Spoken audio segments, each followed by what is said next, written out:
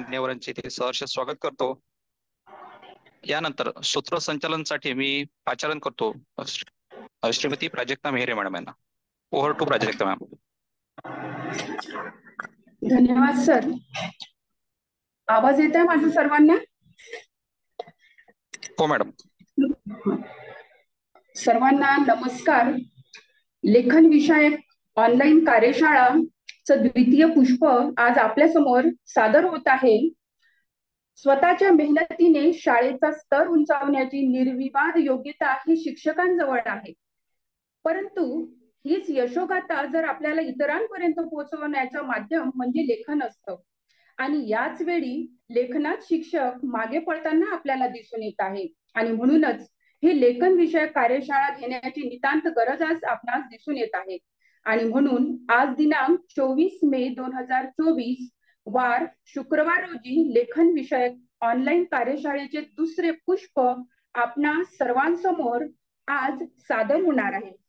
या कार्यशाळेला उपस्थित असलेले जिल्हा शिक्षण व प्रशिक्षण संस्थेचे प्राचार्य आदरणीय श्री मिलिंद कुबळे सर, सोबतच आज या कार्यशाळेला ज्यांचं आपल्याला मार्गदर्शन लाभणार आहे असेच प्रमुख वक्ते असलेले माननीय श्री भाऊसाहेब चासकर सर, सोबत जिल्हा शिक्षण व प्रशिक्षण संस्थेचे सर्व अधिव्याख्याता, सर्व अधिकारी आणि कर्मचारी, तुम्हा सर्वांचे मी सौ प्राजक्ता अंकुर मेहरे सर्वांचे मनपूर्वक स्वागत करते. यानंतर या लेखन विषयक ऑनलाईन कार्यशाळेला आपल्याला सुरुवात करायची आहे. पुन्हा एकदा या लेखन विषयक ऑनलाईन कार्यशाळा म्हणजे चला लिहिते होऊया यासाठी उपस्थित सर्व अधिकारी, कर्मचारी, तुम्हा सर्वांचे मी पुन्हा एकदा स्वागत करते आणि आजच्या या कार्यशाळेला सुरुवात करते. सर्वांचे शब्दसुमनांनी खूप खूप स्वागत. आणि यानंतर लगेच आपणास मार्गदर्शन करण्यासाठी मी आमंत्रित करते माननीय श्री दीपक चांदुरे सर, अधिव्याख्याता, जिल्हा शिक्षण व प्रशिक्षण संस्था अमरावती, हे आपल्याला मार्गदर्शन आणि शुभेच्छा देतील. आदरणीय श्री दीपक चांदुरे सर, ज्येष्ठ अधिव्याख्याता, जिल्हा शिक्षण व प्रशिक्षण संस्था अमरावती यांना.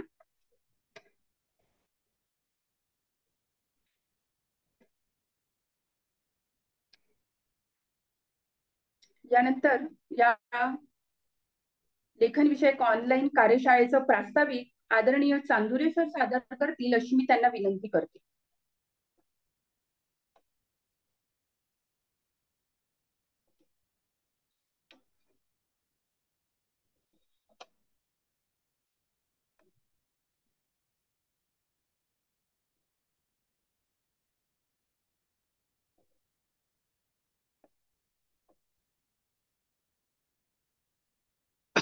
धन्यवाद मॅडम. या ठिकाणी उपस्थित सर्वांचे हार्दिक स्वागत करतो. मित्रांनो, आपल्या सर्वांच्या सहकार्याने, सहयोगाने आणि सहभागाने अमरावती जिल्ह्याच्या जिल्हा शिक्षण प्रशिक्षण संस्था अमरावती यांच्या माध्यमातून एक लेखन विषयक चळवळ सुरू करावी या हेतूने आपल्या सर्वांसमोर ही व्याख्यानमाला आपल्या सादर करत आहोत.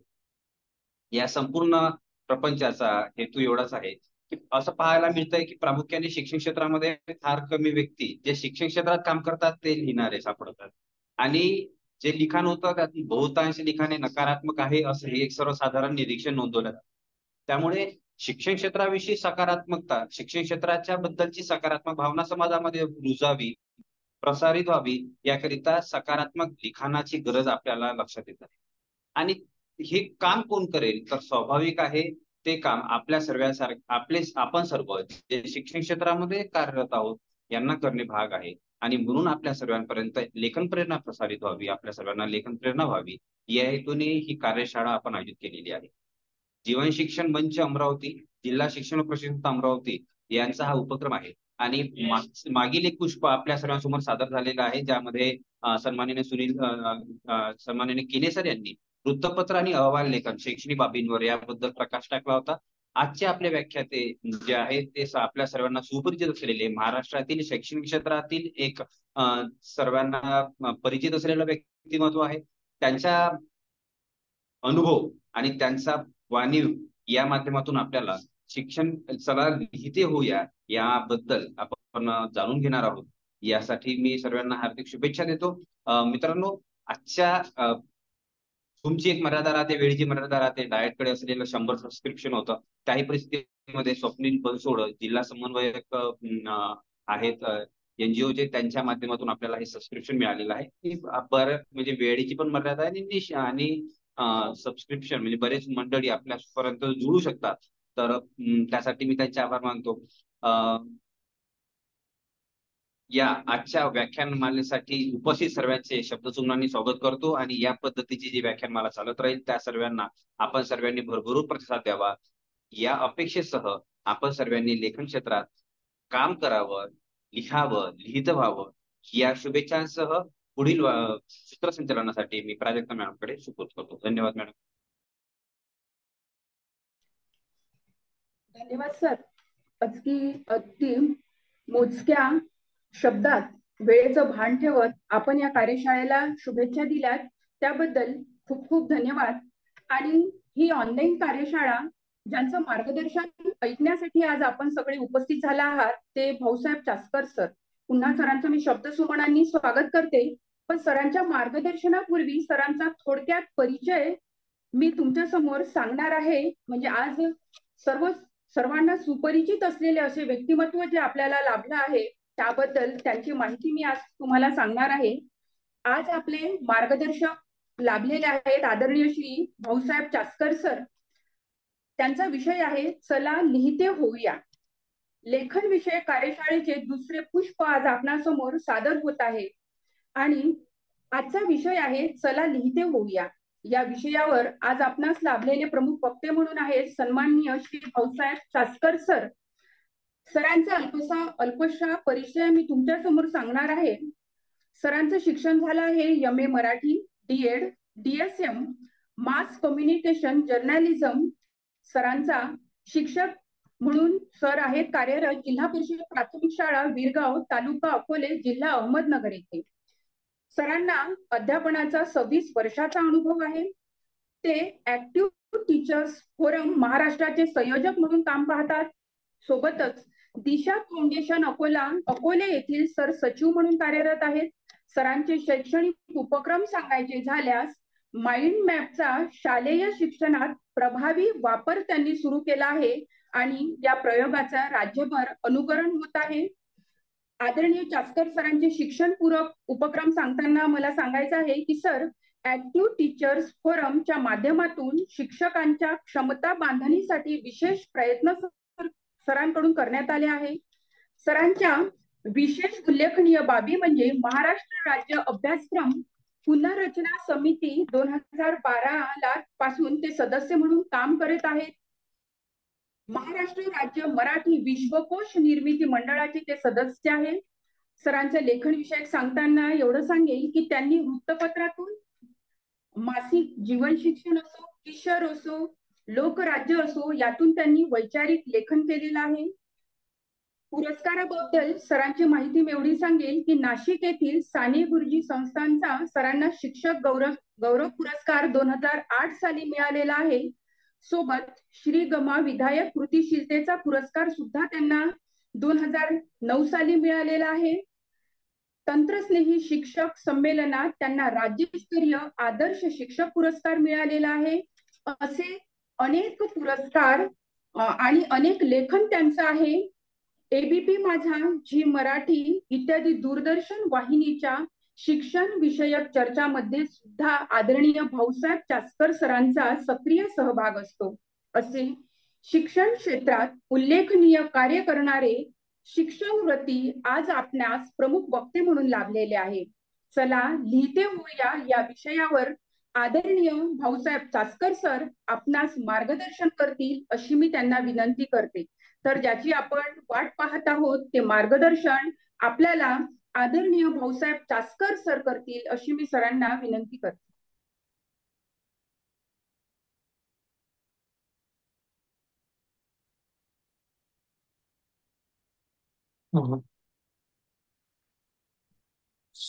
सर्वांना नमस्कार. आशा आहे की माझा आवाज माझा आवाज सर्वांना ऐकू येत असेल? येस सर, येतोय व्यवस्थित स्पष्ट. ओके.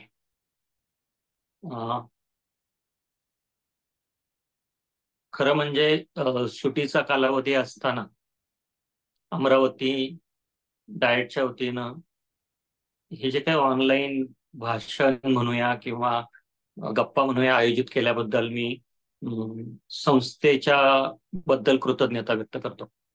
आणि जे उपस्थित शिक्षक आहेत, 195 संख्या आता तरी दिसते, त्या सगळ्यांना धन्यवाद देईल की पदोपदी ज्ञानात माहितीत भर घालण्या इतकं सुख नसतं असं कोणीतरी म्हणून ठेवलेलं आहे.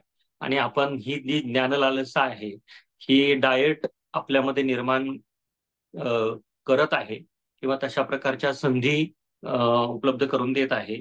त्याबद्दल संस्थेचे प्राचार्य, ज्यांच्या आग्रहाखातर मी आज आपल्याशी बोलू शकतोय, ते सन्मित्र दीपक चांदुरे सर, श्रीनाथ वानखडे सर, अजूनही अमरावतीमध्ये काही मित्रमैत्रिणी आहेत ऍक्टिव्ह टीचर्स फोरमच्या माध्यमातून जोडले गेलेल्या, दीपाली बाबुळकर आहे, सुनीता लहाणे, आणखी नावं घेता येते. तर उपस्थित सर्व मित्रमैत्रिणी भावा बहिणींचं स्वागत करतो. खरं म्हणजे शिक्षकांना लिहिणं नवीन नाही. चला लिहिते होऊया असा विषय इथे दिलेला असला तरी मला हे आवर्जून आपल्याला सांगायला हवं की आपण लिहित आलेलो आहोत. म्हणजे मी नेहमी गमतीनं किंवा गंभीरपणे असं म्हणत असतो की आपल्याला ऐकू येतं का? कान आहे म्हणजे आपल्याला ऐकता येतं का? उदाहरणार्थ, इंग्लिश मीडियमकडे खूप मोठ्या संख्येनं जेव्हा ओढा मागच्या काही वर्षांमध्ये वाढला होता, तेव्हा सातत्यानं मी लिहित बोलत आलेलो आहे की इंग्रजी माध्यमाच्या शाळेत मुलांना शिकवण्याची गरज नाही, तर मराठी माध्यमाच्या शाळेमध्ये मुलांना उत्तम इंग्रजी वाचता, ऐकता, बोलता, लिहिता यायला पाहिजे. याच्यामध्ये मी जे म्हटलं, वाचता यायला पाहिजे, लिहिता यायला पाहिजे, बोलता यायला पाहिजे, यात मी ऐकता यायला पाहिजे असं म्हटलं. आता तुम्ही म्हणाल की कान सगळ्यांना आहे तर सगळे ऐकू शकतात. असं नाहीये. ते सगळ्यांना कान आहे तर ध्वनी ऐकू शकतात, पण सगळ्यांना कान आहे म्हणजे इंग्रजी ते ऐकू शकत नाही. म्हणून मला इथे सुरुवातीलाच सांगू द्या की लिहिता सगळ्यांना येतं, मात्र विशिष्ट प्रकारचं लेखन, काही नियमांच्या चौकटीतलं लेखन, गरजाधिष्ठित लेखन आपल्याला करता यायला हवं, असा डाएटचा उद्देश आहे असं मला या ठिकाणी वाटतं. आता मी एक विनंती करणार आहे सुरुवातीलाच की सर्वांनी कृपया जर आपले व्हिडिओ बंद करून ठेवले तर सगळ्यांना नीट ऐकू येईल. आणि ऑडिओ तर सगळ्यांचे नीट आहेतच. विषयाकडं येताना 2-3 गोष्टी मला आपल्याला सगळ्यांना अत्यंत मोकळेपणानं सांगायच्या आहेत. त्यातली एक महत्वाची गोष्ट अशी आहे की कुणीतरी लेखक आहे, कुणीतरी कुठेतरी भाषण करणारा वक्ता आहे, म्हणजे त्यांची जडणघडण मला असं वाटतं की आपण सगळ्यांनी समजून घ्यायला पाहिजे असं मला सातत्यानं वाटत असतं. आता ती जडणघडण समजून घ्यायला पाहिजे याच्यासाठी मगाशी परिचयात सांगितलं की विश्वकोश निर्मिती मंडळ, इथं विश्वकोशाचे खंड दिसत आहे माझ्या पाठीमागं. विश्वकोश निर्मिती मंडळावर काम करतो, अभ्यासक्रम समितीमध्ये काम करतो, राज्याच्या शिक्षण सल्लागार समितीचं काय सदस्य आहे. मुख्य म्हणजे मी शिक्षक आहे. परंतु मला हे आपल्याला अत्यंत मोकळेपणानं सांगू द्या की थेट विषयाकडे येण्याच्या आधी, विषय प्रवेशाच्या आधी, की मी अत्यंत सामान्य दर्जाचा विद्यार्थी होतो. म्हणजे 8वी पर्यंत ओळीनं गणितात नापास झालेला विद्यार्थी, शालेय जीवनामध्ये फार तर निबंध नीटपणे लिहू शकण्याची क्षमता कमावलेला विद्यार्थी, हस्ताक्षर नीट असलेला एक सामान्य विद्यार्थी.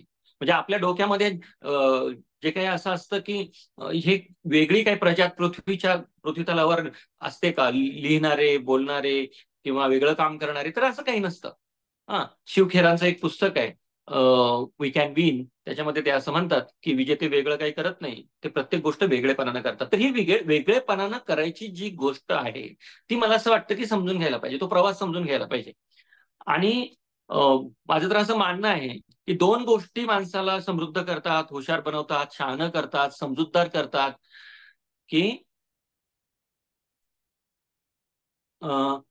त्यातली एक गोष्ट आहे की अनेक व्यक्तींना ऐकणं. खूप व्यक्तींना ऐकलं पाहिजे, ते काय बोलत आहे ते नीट समजून घेतलं पाहिजे. आणि दुसरी गोष्ट आहे की वाचलं पाहिजे, पुस्तकं वाचली पाहिजेत. शिक्षकांमध्ये ज्ञानलालसा जर निर्माण करायचे असेल तर शिक्षकांनी खूप लोकांना ऐकलं पाहिजे. आता ऐकता अनेक ठिकाणी येतं. आणि पुस्तकं वाचली पाहिजेत. पुस्तकं वाचल्याशिवाय पर्याय नाही. आणि शिक्षकांच्या मध्ये ज्ञानलालसा जर नसेल तर आपण थोडं जरा आत डोकावून बघू की आपल्यामध्ये ज्ञानलालसा नसेल, आपण वाचत नसू, तर विद्यार्थी वाचणार नाही. विद्यार्थी ही दूरची गोष्ट आहे, आपले घरातली मुलं पण वाचणार नाही. मी एकदा प्रकाश बाबा आमटेंची मुलाखत घेतली होती एका मासिकासाठी. आणि त्यावेळेला पालकत्वावर बोलताना ते असं म्हणत होते की उत्कृष्ट पालकत्व म्हणजे आपली कृती. आता उत्कृष्ट पालकत्व म्हणजे आपली कृती हे जर असेल तर आपली कृती बोलकी असायला पाहिजे.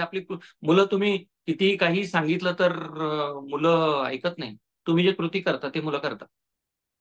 तुम्ही पुस्तक वाचत असाल, तुमच्या अवतीभोवती पुस्तकं असतील तर मुलं पुस्तकं वाचतील. तुमच्या अवतीभोवती मोबाईल असतील, टॅब असतील, टीव्हीचं स्क्रीन असेल तर मुलं मग त्या स्क्रीनवर स्विच ओव्हर होतात. म्हणून मला ह्या दोन गोष्टी अत्यंत महत्वाच्या सुरुवातीलाच आपल्याला सांगू द्या. माझ्या जडणघडणीमध्ये त्याचा महत्वाचा वाटा आहे की आपण खूप माणसांना भेटलं पाहिजे, बोललं पाहिजे, औपचारिक बोललं पाहिजे, अनौपचारिक बोललं पाहिजे, औपचारिक ऐकलं पाहिजे, अनौपचारिक गप्पा मारल्या पाहिजे. हे मला आपल्या समोर याच्यासाठी सांगायचं आहे, याच्यासाठी ठेवायचं आहे की पदोपदी ज्ञानात माहितीत भर घालायला पाहिजे, आपल्या अपडेट असायला पाहिजे. पुढे जातो मी.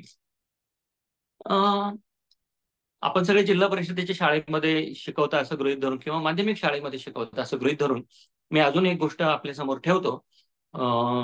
ती म्हणजे सध्याचं भाषा शिक्षण जे आहे त्याच्याविषयी मला काहीतरी म्हणायचं, कारण मी भाषेच्या अनुषंगाने विचार करतो, काम करतो, काही छोटी मोठी संशोधनं अभ्यास केलेले आहेत आणि अभ्यासक्रम समितीमध्ये काम केलं आहे मराठी विषयाच्या. आजचं जे भाषा शिक्षण आहे, मी अत्यंत जबाबदारीने बोलतो. जरी आपण ज्ञानरचनावाद आणि मुलांना वेगवेगळ्या प्रकारच्या संधी आपण उपलब्ध करून देत असलो अभिव्यक्तीच्या, तरी सुद्धा अनेक शिक्षक आजही भाषा शिक्षणाच्या अंगानं विचार काय करतात, तर एक मोठं क्रिटिक आहे आपल्या लँग्वेज लर्निंगच्या बाबतीतलं, टीचिंग लर्निंगच्या बाबतीतलं. ते म्हणजे teaching of Indian languages means teaching of listen, teaching of poetry and teaching of grammar. आपण भाषा शिकवतो म्हणजे काय शिकवतो? गद्यपाठ, पद्यपाठ आणि व्याकरण.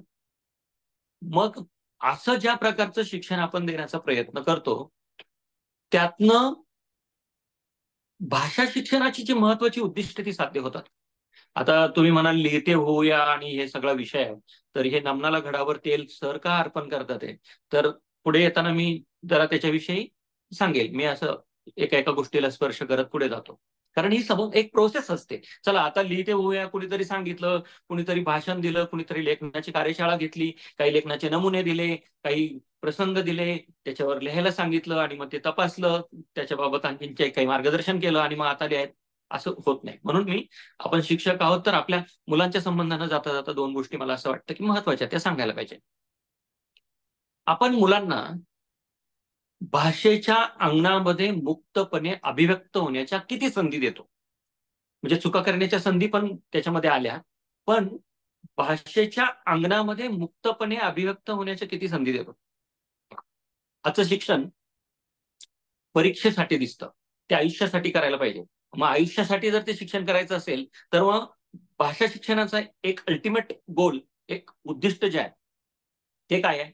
मला माझ्या मनातले विचार, मत, अनुभव, माझ्या मनातला जो काही मनोव्यापार आहे तो मला समोरच्या व्यक्तीला, आईला, भावाला, बहिणीला, काकाला, मामाला, मावशीला, शिक्षकांशी बोलताना, मैत्रिणीला सांगता आलं पाहिजे. माझ्या मनामध्ये जे काही सुरू आहे ते मला सांगता आलं पाहिजे. एक. दुसरी गोष्ट, माझ्या मनामध्ये जे काही सुरू आहे ते मला लिहून व्यक्त होता आलं पाहिजे. म्हणजे लक्षात घ्या, उदाहरणार्थ मराठी भाषा. मग मराठी भाषा शिकवायची जर आहे आपल्याला मुलांना, तर कशासाठी आपण शिकवतो? बाकीचे भाषेचे उद्दिष्ट आहे, जे ते श्रवण, वाचन, भाषण, लेखन, कार्यात्मक व्याकरण आणि आस्वादाच्या पातळीपर्यंत.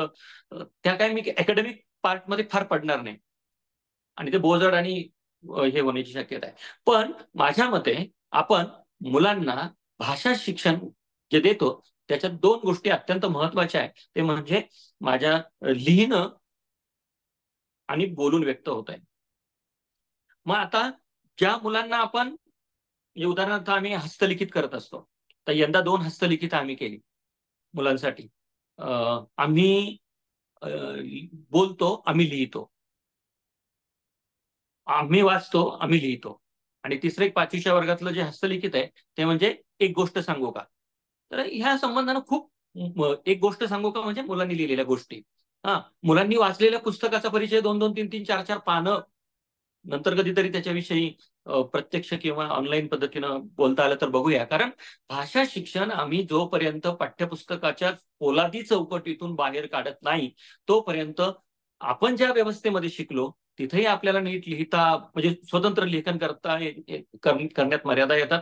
तो आत्मविश्वास आपल्याला या सिस्टीमनं दिलेला नाही आणि मग मुलांना पण आपण देत नाही. म्हणून त्याच्या पोलादी चौकट मी म्हटलं पाठ्यपुस्तकाची, त्या चौकटीतून बाहेर काढून बियॉन्ड द टेक्स्ट बुक असा अप्रोच घेऊन आपण काम करायला पाहिजे. एवढं मला फक्त जाता जाता आपल्याला सांगायचं होतं की मी मगाशी जसं म्हटलं, श्रवण, भाषण, वाचन, लेखन ह्या पायऱ्या आहेत. तर आपण ऐकतो, आपण बोलतो, आपण जेव्हा ऐकतो, बोलतो, वाचतो आणि लिहितो. तर आता हा जो सिक्वेन्स आहे, हा जो क्रम आहे, त्याच्यामध्ये मला असं वाटतं की अत्यंत महत्वाची गोष्ट अशी आहे की ज्याचा स्पर्श ज्या विषयाला मी मगाशी केला तो म्हणजे वाचलं पाहिजे. वाचलं नाही तर लिहिताना अडचणी येणार. फक्त अडचणी नाही येणार तर लिहिणं हा अत्यंत अवघड टास्क होऊन बसतो जर वाचलं नाही तर. आता मी असं का म्हणत आहे, तर लिहिणं म्हणजे शब्दांशी खेळणं. शब्द तुमच्या अंगणात जर खेळत असतील तर तुम्ही सहज त्यांच्याशी खेळू शकता.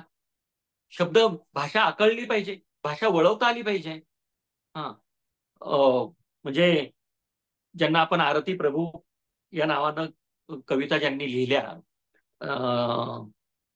त्या चिंतामण त्र्यंबक माडखोलकरांनी ये रे घना ये रे घना हे जे प्रसिद्ध गाणं आहे, कवितेचं गाणं झालं ते, हॉटेलमध्ये कोकणातल्या एका काम करायचे आणि मग तिथे त्यांना एक प्रसिद्ध साहित्यिक भेटतात आणि मग तो मुलगा जो वेटर म्हणून काम करतो तो गुणगुणत असतो गाणं, ये रे गाणं असं काहीतरी गाणं गुणगुणत असतो आणि रिदम पकडलेला असतो, छान गुणगुणत असतो. मग हे साहित्यिक त्याला विचारतात मुलाला, अरे तू गुणगुणतो ते काय आहे, तर त्या ओळी कोणत्या आहेत, तर ते तो मुलगा असं सांगतो की ह्या अशा ओळी आहेत त्या मी जे गुणगुणतोय त्या. मग हे कोणाचं आहे, ते म्हणे माझंच आहे.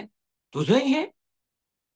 तर मग ह्या ओळी हा मुलगा गुणगुणत असतो आणि नंतर मुंबईत आल्यानंतर काही महिन्यांनी ये रे घना म्हणत असतात आरती प्रभू, आणि नऊ घाल माझ्या मना, त्याच्या पुढचं गाणं त्यांना काही महिन्यांनी सुचतं. लिहिणं म्हणजे चला आता लिहायला बसू, आता बैठक करू आणि मग आता ही समजा माझी ही खोली आहे वाचनाची, लिहिण्याची, आणि चला आता मला लिहायचंय, असं नसतं. ती एक प्रोसेस असते. जसं की पाऊस पडतो, वापसा होतो आणि शेतकरी मग पेरणी करतो. तर पद्मा गोळेंनी सांगितलं की असं उतू गेलं पाहिजे, नाही का. म्हणजे ते जर उतू जायचं असेल तर मग आत काहीतरी घडायला पाहिजे ना. आत काय घडायला पाहिजे, जसं आपल्या गृहिणी आहे, खरं म्हणजे फक्त गृहिणी स्वयंपाक करायचा नसतो, पुरुषांनी स्वयंपाक करायला पाहिजे. पण त्याच्या किचनमध्ये काहीतरी केमिस्ट्री भाजीची जुळून येते आणि मग ते वरती उतू जायला लागतं. ते उतू जायला जे लागतं ती जी साय असते दुधावरची, तसं असतं लिहिणं. ते नवनीत म्हणतात त्याला. नवनीत म्हणजे लोणी. तर ती घुसळण करून लोणी निघतं ना. तर मी फार शब्दांशी म्हणजे ते शब्द भंबाळ होणार नाही याची काळजी घेणार आहे. काही टिप्स पण देण्याचा प्रयत्न करणार आहे आणि मी स्वतःशी जोडून घेऊन ते सांगण्याचा प्रयत्न करतो, म्हणजे तुम्ही रिलेट करा. म्हणजे मी शिक्षक म्हणून जे काही उपक्रम करतो त्याला जोडून घेऊन तात्विक आणि सैद्धांतिक बैठक जी आहे अध्यापन शास्त्राची ती बोलत असतो, ती जास्त अपील होते एरवी शिक्षकांशी बोलताना, म्हणून मी हे सगळं सांगत आहे. तर मला असं आपल्या सगळ्यांना एक सांगायचंय की डोळे उघडून बघा गड्यांनो, झापड लावू नका. जे दिसते ते असेच का हे विचारण्याला शिका. झापड नाही लावायला पाहिजे. सगळं आपल्याला नितळ निर्मळ मनानं सगळ्या गोष्टींकडे बघता आलं पाहिजे. पूर्वग्रह दूषित दृष्टिकोनातून न बघता सगळ्या गोष्टींकडे मोकळेपणानं आपल्याला बघायला शिकायला पाहिजे आपण. तर मी मगाशी जसं सांगितलं तुम्हाला की वाचायला पाहिजे. वाचणं ही लिहिण्याची पूर्वअट आहे. आणि मी तर असं म्हणेल की ती it is not an optional subject. तो कंपल्सरी सब्जेक्ट आहे, सक्तीचा विषय आहे. तुम्ही माझ्या मागे बघत असाल इथे 1 2 3 कप्पे दिसतात, पण असे 7 कप्पे आहेत. ही ही ही ही जी सगळी रांग आहे त्याच्यावरची जी आहे, इथं सगळे शैक्षणिक पुस्तक आहेत.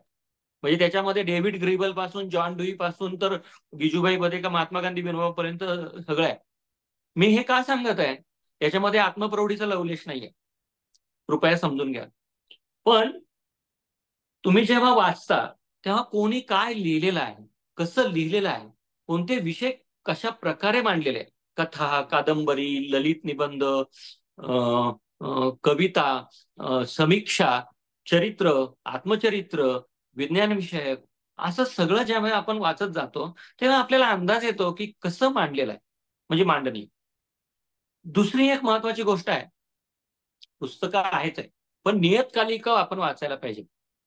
नियतकालिका मग म्हणजे शिक्षण संक्रमण आणि जीवन शिक्षण किशोर याच्या बाहेर येऊनही नियतकालिका आहेत. म्हणजे ही नियतकालिका जी शिक्षण विभागाच्या वतीनं प्रकाशित होतात ती आहेच आहे. परंतु वेगवेगळ्या वर्तमानपत्रांची साप्ताहिका आहेत, मासिकं निघतात, दिवाळी अंक निघतात. अलीकडे एक चांगली गोष्ट अशी आहे की वेगवेगळ्या विषयाला वाहिलेले दिवाळी अंक निघतात. म्हणजे निसर्ग पर्यावरण याच्याविषयी तुम्हाला आवड आहे तर स्वास्थ्याच्या आरोग्याच्या विषयी, किंवा तुम्हाला प्रवास वर्णन आवडतात, किंवा तुम्हाला गंभीर वैचारिक लेखनाच्या बाबतीत, किंवा फक्त कविता किंवा रिपोर्टास, या या प्रकारचे दिवाळी अंक वाचायला पाहिजे. तर त्याच्यामध्ये काही दिवाळी अंक खूप उत्तम दर्जाचे निघतात. त्यातला एक माझ्या आवडीचा दिवाळी अंक आहे की दीपोत्सव, जो लोकमतचा आहे. म्हणजे महाराष्ट्र टाइम्स, लोकसत्ता, दीपावली, शतायुषी, अक्षर, खूप दिवाळी अंक सांगता येतील. पण वेगवेगळ्या विषयांवर लिहिलेला आणि वेगवेगळे विषय खूप उत्तम प्रकारे हाताळणारा दीपोत्सव जो आहे तो मी म्हणजे झेडपीच्या डिजिटल शाळा असा एक रिपोर्ट आज, त्याच्यामध्ये मी दीर्घ लेख मी लिहिला होता 2016-17च्या दरम्यान. तो मुद्दाम याच्यासाठी सांगतोय मी की वाचलं पाहिजे, पण हे सगळं वाचलं पाहिजे आणि बहुश्रुत असायला पाहिजे. आता बहुश्रुत असायचं तर मी मगाशी म्हटलं फिरलं पाहिजे, बघितलं पाहिजे, लोकांशी बोललं पाहिजे, विषय समजून घेतले पाहिजे. आणि ही जी बहुश्रुतता आहे, आपली निरीक्षणं असतात, आपले अंदाज असतात समाजाकडे बघण्याचे, आणि मग आपल्या मनामध्ये चिंतन मंथन, ती घुसळण जेव्हा चालू राहते, ती घुसळण जेव्हा चालू असते, ती आमच्याकडे रवी म्हणतात, दीपक सर, श्रीनाथ सर, तुमच्याकडे काय म्हणतात ते जे घुसळत असतात, ताक बाजूला आणि लोणी बाजूला होतं, हे एकदम एकतर्फी चालू आहे. खरं म्हणजे हे प्रत्यक्ष समोर भेटून बोलायला पाहिजे, पण हरकत नाही. तर तशी ती घुसळण चालू असायला पाहिजे आणि मग त्याच्यातून ते लिहिण्याचं काहीतरी हाताला लागतं. खूप वाचलं की मग काहीतरी लिहायला हवं, असं कोणीतरी मागे सांगून ठेवलेलं आहे आपल्याला की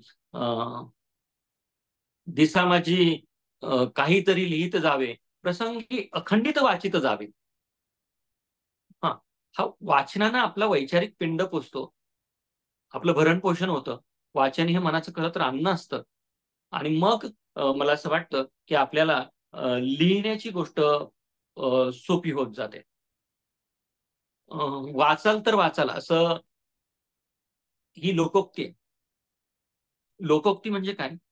म्हणजे जशा लोककथा असतात, जातक कथा असतात, परिकथा असतात, त्या एका पिढीकडून दुसऱ्या पिढीकडं कारण आपलं भारताचं जे काही वाङ्मय आहे ते लिखित असण्यापेक्षा मौखिक आहे जास्त, म्हणजे तोंडी जास्त सांगितलं. तशी ही लोकोक्ती अनेक लोकांनी सांगितली. हे काय कोणी एकानं सुविचार म्हणून सांगितलं नाही, डॉक्टर बाबासाहेब आंबेडकर किंवा विनोबा भावे. पण बाबासाहेब खूप वाचायचे आणि म्हणून बाबासाहेबांनी सांगितलं जणू म्हणून लोक वाचाल तर वाचाल असं म्हटलं जातं. तर मी माझ्या लिहिण्याच्या गोष्टी सांगण्याच्या आधी वाचनाचा जो आग्रह धरतोय तो आपण लक्षात घ्याल. वर्तमानपत्र, नियतकालिका आणि वेगवेगळ्या प्रकारचं पुस्तकं ह्याच्या बाबत मी असं म्हणतोय. आता आपण लिहिण्याच्या बाबतीत विचार करू, कारण मी आणखीन थोडा वेळ बोलून थांबेल आणि मग तुमचे प्रश्नोत्तर मनामध्ये काही शंका असतील तर त्या आपण घेऊया. आता लेखन प्रकार काय असतात? समजा आपण ललित निबंध लिहितो. भंडारदरा, आमच्या कळसुबाई, हरिश्चंद्रगड या परिसरात मी राहतो. अकोले म्हणजे संगमनेर, अकोले नाशिकच्या जवळ. तर मग समजा ललित निबंध कसे प्रवास वर्णन असेल, निसर्गातल्या गोष्टींच्या विषय असतील, किंवा गोष्ट लिहायची असेल, आपल्याला कथा लिहायची असेल, किंवा कविता लिहित असू आपण, किंवा पत्र लिहितो आपण. अलीकडे पत्र लिहिणं कमी झालेलं आहे. किंवा वृत्तांत लेखनाच्या बाबतीत कार्यशाळा, ऑनलाईन चर्चा, भाषण काहीतरी ठेवलं होतं आपण. आपल्याला जे आलेले अनुभव आहेत त्याविषयी आपण लिहित असतो फेसबुकवर, व्हॉट्सअपवर असं, किंवा चारोळ्या, असे जे वेगवेगळ्या प्रकारचे म्हणजे लेखन प्रकार आहेत. तर आपल्याला कोणता लेखन प्रकार जवळचा आहे ते आपल्याला एक अंदाज स्वतःला येतो. स्वतःच आपल्याला लक्षात येतं की उदाहरणार्थ मला तुम्ही म्हणाल तर रिपोर्टाज मी उत्तम लिहू शकतो हे मला माहिती आहे. किंवा फीचर रायटिंग ज्याला आपण म्हणतो की फीचर्स, घडलेल्या गोष्टींचे वृत्तांत जे काय आहे अनेक वर्तमानपत्रांमध्ये तशा प्रकारचं लेखन मी केलेलं आहे. पण पुन्हा एकदा लिहित असताना काही जशा पूर्वअटी आहेत तशी काही पथ्य आहेत की उदाहरणार्थ तुम्हाला हरिश्चंद्रगडाला तुम्ही गेलात, एक माझ्या अवतीभोवतीच आहे म्हणून सांगतो, अमरावतीमध्ये तिकडे चिखलदरा किंवा आणखीन एखाद्या पर्यटन स्थळी तुम्ही निसर्गाच्या तिथे गेलेले आहात आणि भाद्रपद महिना आहे, श्रावण नुकताच गेलेला आहे, त्याचा गर्भ रेशमी रंग जो असतो श्रावणाचा. आता पुन्हा एकदा मी तुम्हाला सांगतो की हे जे काही अलंकृत भाषा पुन्हा येते त्याच्यासाठी मी राणी दुर्वे नावाची लेखिका आहे त्यांचं सगळं साहित्य वाचलेलं आहे. वि. खांडेकर, फडके यांचं सगळं साहित्य वाचून झालेलं आहे माझं. अजून एक अत्यंत महत्वाची इरावती कर्वेंनी जे काही लिहून ठेवलेलं आहे, त्यांनी ते लिहिलेलं सगळं, दुर्गा भागवतांनी जे लिहिलेलं आहे ते सगळं वाचल्यामुळं हे सगळं येतं. कारण ते आपसुकच येत नाही, म्हणून त्याला तुम्ही फारच जन्मजात प्रतिभावंत वगैरे असायला लागतं. तर मी प्रयत्नवादी माणूस आहे, प्रयत्नवादी लेखक आहे, प्रयत्नवादी शिक्षक आहे, प्रयत्नवादी वक्ता आहे, हे मी तुम्हाला अत्यंत नम्रपणानं आपल्या समोर ठेवतो. कारण आपल्याला प्रयत्नांची कास जी आहे ती आयुष्यभर सोडून जमत नाही. तर मग हरिश्चंद्रगडावर मी खूप अनेक अंगांनी लेखन केलेलं आहे. तर त्यातलं मी सांगतो की समजा तुम्ही श्रावण सरत आहे, भाद्रपद सुरू होत आहे आणि असंख्य फुलं फुलतात. एक उदाहरण म्हणून समोर घेऊ आपण. असंख्य फुलं फुलतात, त्यातल्या 13-14 वर्ष मी 528 रानफुलांचे फोटोग्राफ्स घेतलेले आहेत. तुम्ही बघा, म्हणजे कोणत्याही बॉटनीच्या प्राध्यापकाला PhD मिळून जाईल इतक्या फुलांचे फोटो, त्याची ओळख पटवणं, त्याचं बॉटॅनिकल नेम काय आहे, त्याचं लोकल नेम काय आहे. फार मजा आहे. तुम्हाला सांगतो, काही फुलं काही मिनिटांचं आयुष्य असतं त्यांचं. ऑर्किड्स उदाहरणार्थ हरिश्चंद्रगड कळसुबाई अभयारण्य जे आहे त्याच्यामध्ये 1650 प्रकारच्या प्रजाती आहे, 80 प्रकारच्या वेली आहे, 16 दुर्मिळ ऑर्किड्स आहेत, आणि आयडियल इन्व्हायरमेंटचं इंडिकेटर असलेलं शेरोपिंजिया इंडिका ज्याला कंदील पुष्प आपण असं म्हणतो अशा अत्यंत दुर्मिळ जगाच्या पाठीवर होत गेलेल्या वनस्पती ज्या आहे त्या इथे सापडतात. 18 हॉटस्पॉट आहे जगातले. काय म्हणू त्याला आपण, जैव वैविध्य, बायोडायव्हर्सिटीच्या बाबतीतला. त्यात एक हरिश्चंद्रगडचा जो प्लाटो आहे तो आहे. भाद्रपद महिन्यामध्ये म्हणजे सप्टेंबर महिन्यामध्ये साधारण तुम्ही जर बघितलं तर पूर्ण पठार सोनकीच्या फुलांनी फुलून गेलेलं असतं. आभाळी, नभाळी, पालेचिराई, तेरडा, खूप प्रकारची फुलं, एवढी एवढी फुलं फुललेली असतात. मग हे मी का सांगत आहे तुम्हाला, तर फुलं आपल्याला दिसतात आहे, पण फुलांविषयी आपल्याला लिहायचं असेल तर मग जैववैविध्य काय आहे, त्या जैववैविध्यामध्ये, जगातल्या जैववैविध्यामध्ये कळसुबाई हरिश्चंद्रगड अभयारण्य काय आहे, त्यातल्या जैववैविध्याचे विशेष काय आहेत. रॉबर्ट कुक पासून तर अल्मिडा सरामपर्यंत त्यांनी कोणत्या किती वनस्पती ज्या आहेत त्याचा शोध घेतलेला आहे. त्या वनस्पती जीवनाचं वैशिष्ट्य काय. मग वनस्पती जीवन आहे तर मग तिथलं वनस्पती जीवन आणि प्राणी जीवनाचा संबंध काय, देवरायांचा संबंध काय त्याच्याशी. देवराया म्हणजे काय आहे, देवाच्या नावानं राखलेलं वन आहे. मग त्याच्या पाठीमागचा विचार काय होता, तर लोकांनी तोडू नये वन, आपल्या याच्यावर अवलंबून आहे आदिवासींचं जीवन, निसर्ग, पर्यावरण, वन आहे म्हणून आपण आहोत. कारण वनामधल्या वेगवेगळे उत्पादनं आहेत. तिथे प्राणी येतात, पक्षी येतात. महत्वाची गोष्ट म्हणजे आपल्याला पशुधन जे आहे ते इथे आपण चारायला आणतो आणि म्हणून ते त्याच्यातून आपल्याला 2 पैसे मिळतात. तर हे जे काय निसर्ग आणि माणसाचं एक नॅचरल सिम्बायोटिक असोसिएशन आहे, मेकॅनिझम आहे, हे आपल्याला सगळं समजून घ्यायला पाहिजे. आणि त्याच्यासाठी मग वाचन असायला पाहिजे. मग हरिश्चंद्रगडावर गेल्यावर नुसतं खूप छान फुलं फुललेली होती, खूप सुंदर होतं, खूप भारी होतं, लय भारी होतं, मोकार मजा केली, याच्या पलीकडे लेखन असतं. म्हणून मी हे सांगत आहे की समजा ते वर्णन जर करायचं आहे तर मग तुम्हाला लहानपणी तुम्ही डॅफोडिल्स नावाची एक विल्यम वर्ड्सवर्थची, बहुतेक मी जर चुकत नसेल, विल्यम वर्ड्सवर्थ, त्यानं जे काही एक कविता लिहिली होती. समजा हरिश्चंद्रगडाच्या पठारावर मी गेलेलो आहे आणि त्या पठारावर गेल्याच्या नंतर मैलोन मैल विस्तीर्ण पसरलेलं जे पठार आहे तिथं पिवळ्या रंगाची फुलं दिसत आहे. आणि मग ती सोनकीची फुलं पाहून पीत वर्णीय पठार, मला पिवळ्या रंगाचं पठार दिसतंय काही. आणि मग मला आठवण झाली की लहानपणी मी एक कविता विल्यम वर्ड्सवर्थची शिकलो होतो इंग्रजी साहित्यामध्ये विषयामध्ये, की असाच एक डोंगर चढून विल्यम वर्ड्सवर्थ गेला होता आणि त्यानं बघितलं तर समोर त्याला जे दृश्य दिसलं तो बघून तो नाचायला लागला आणि वेडा झाला. आणि विल्यम वर्ड्सवर्थ लिहितो, thousands of daffodils dancing and fluttering, म्हणजे एकमेकाच्या कानात ते कुजबुजतायत, ते नाचतात आहे. मग हे आपल्याला सुचायला पाहिजे की बिनभिंतीची उघडी शाळा, लाखो इथले गुरु, झाडं वेली पशुपाखरे गोष्ट त्यांशी करू. तर ही सहजता येण्यासाठी त्याच्या पाठीमागं वाचन, त्याच्या पाठीमागं चिंतन, त्याच्यासाठी निसर्गाची आसक्ती असायला पाहिजे. म्हणजे जशी दृष्टी तशी सृष्टी. म्हणजे आपल्याला, मी हे उदाहरण याच्यासाठी सांगत आहे की समजा हे झालं फुलांच्या बाबतीत किंवा हे झालं जैववैविध्याच्या बाबतीत. तसंच आहे तिथला कोकण कडा आहे, मग कड्याची वैशिष्ट्य आहे. मग तो कडा कसा बांधलेला आहे, मग लाव्हा बाहेर आला, भेगी उद्रेकापासून सह्याद्रीची निर्मिती झाली, मग तो बाह्यकारकांच्यामुळे क्षरण झालं, तो कडा मृदू खडकाची झीज झाली. आणि जो कठीण खडक आहे तो आहे तसाच आहे, बेसॉल्ट आहे तो बेसॉल्ट. आणि बाकीचे जे खडक आहे त्याची वैशिष्ट्य काय आहे, उदाहरणार्थ तिथे आणखीन एक कपार आहे, त्याच्या बेसॉल्टच्या कपारीमध्ये एक रेड बोल नावाचा खडक आहे. तो अत्यंत ठिसूळ आहे, तो सहज असा दगडानं मारला की खपच्या निघतात. लोकांच्या श्रद्धा त्याच्याशी जोडलेल्या आहेत. महादेवाचे भक्त त्या नेतात आणि देवघरात ठेवतात. हे सगळं जे काय आहे त्याच्याशी आपल्याला ते जोडून बघता आलं पाहिजे.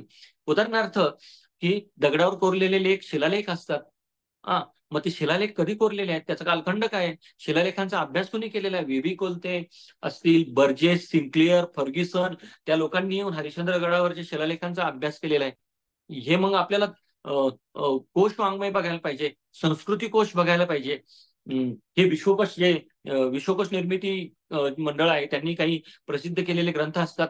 म्हणजे ज्ञानलालसा म्हणजे वाचन, म्हणजे समजून घेणं, म्हणजे संदर्भ शोधणं.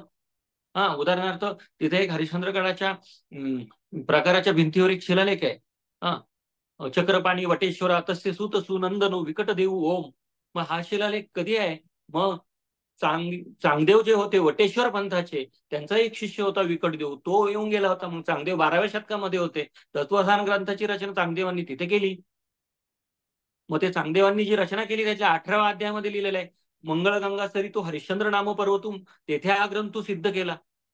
मुद्दा असा आहे की त्याच्यासाठी आपला व्यासंग वाढवणं ही गोष्ट लक्षात घ्यायला पाहिजे. आणि लिहायचं असेल तर मग इतका व्यासंग वाढवला तरच लिहायचं का, तिथं येतो मी. तेवढं केलं तरच लिहायचं का?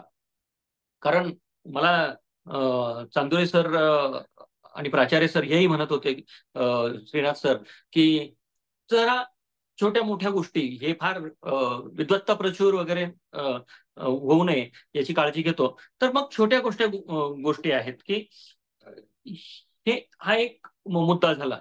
तर मी 2-3 गोष्टी सांगतो तुम्हाला. सलीम अली हे नाव आपल्याला माहिती आहे. या माणसानं पक्षी निरीक्षण केलं. अत्यंत काय फार बोर्डाच्या गुणवत्ता यादीत आलेला माणूस नव्हता, पण झोकून देऊन काम केलं. वेड व्हावं लागतं. वेड म्हणजे लोकांना दगड मारणं नव्हे. वेड होणं म्हणजे एखाद्या ध्येयाचा ध्यास घेतला की कामाचा त्रास वाटायला लागत नाही आपल्याला, अशा अर्थानं वेड. तर पक्ष्यांचं निरीक्षण केलं, फोटो काढले, त्यांची माहिती जमवली. भारतामध्ये पक्षी जे आहेत त्याचं जर कोणाला काही, जगभरातल्या कोणाला संशोधकाला काही माहिती घ्यायची असेल तर सलीम अली म्हणजे पक्षीकोश असं झालं की नाही, एक उदाहरण म्हणून सांगतो. दुसरं एक मनोविकास प्रकाशनानं पुस्तक केलेलं आहे, शाळेपासून मुक्ती वर्षापूर्ती. लागुल अल्वारिस नावाचा मुलगा आहे, 10वीतून बाहेर पडतो, त्याला तो खूप ताप झालेला असतो. तो असं म्हणतो की 1 वर्ष ब्रेक घेऊ आणि दुनिया बघायची राहिलेली आहे. मग म्हापशाच्या गोव्यापासून तर इकडे अभयारण्यांपर्यंत, मग मासळीचं मार्केट बघणं, मासळी म्हणजे हे जे काही सगळं मी मगाशी म्हटलं, आपलं शिक्षण परीक्षेपुरतं उरले ते आयुष्यासाठी जीवनोपयोगी करायला पाहिजे. लाईफ स्किल त्याच्यामध्ये असायला पाहिजे. शिक्षण हा आणखीन वेगळा विषय, त्याच्यात शिरत नाही तपशिलामध्ये, आणखीन हरवण्याची भीती आहे. तर हरवण्याची म्हणजे त्यात चर्चेमध्ये, त्या गुंथ्यामध्ये. तर त्यानं वर्षभर ब्रेक घेतला आणि ब्रेक घेऊन एक पुस्तक लिहिलं, शाळेपासून मुक्ती वर्षापूर्वी. आपण जे अनुभव घेतो ते आपल्या लेखनामध्ये कसे येऊ शकतात, किंवा शाळेच्या अंगानं शिक्षक म्हणून, समाजातला एक सजग नागरिक म्हणून त्याच्याकडे मी येतो आता. तर अजून एक आहे ना, रुडयार्ड किपलिंग नावाचा जगप्रसिद्ध लेखक आहे, तुम्हाला माहिती आहे. जंगल बुक नावाची कादंबरी त्यानं लिहिली, त्याच्यावर खूप सिरीज पण आल्या. किंवा मारुती चिदंपल्ली आहेत, त्यांचं चकवा चांदणं नावाचं पुस्तक आहे. काय सुंदर पुस्तक आहे.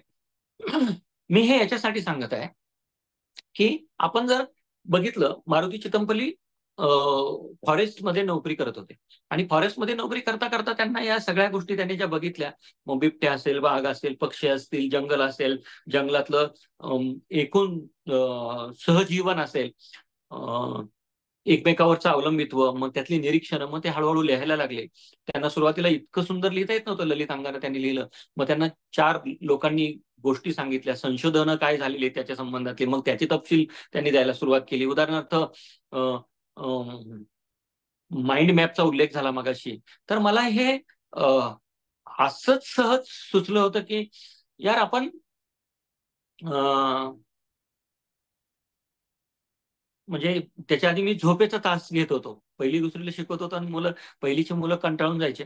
सर म्हणायचे दिवसभर, म्हणजे बघा ना तुम्ही की 6 वर्षाच्या आधी मुलं, त्यांना वाटतं तसं, कारण काही KG, junior KG, senior KG, mini KG मध्ये ही मुलं आपल्याकडे जी येतात ती फार काही जात नाही जिल्हा परिषदेच्या शाळांमध्ये. तर मुलांना खूप कंटाळा येतो, सर तुला झोप येते. मग झोप येते ना, मग तुम्हाला जर झोप येत असेल तर तुम्ही शिकू नाही शकणार, मग झोपा. मुलं अशा अवघडल्यासारखं झालं त्यांना. अरे असं कसं काय झोपायचं शाळेमध्ये?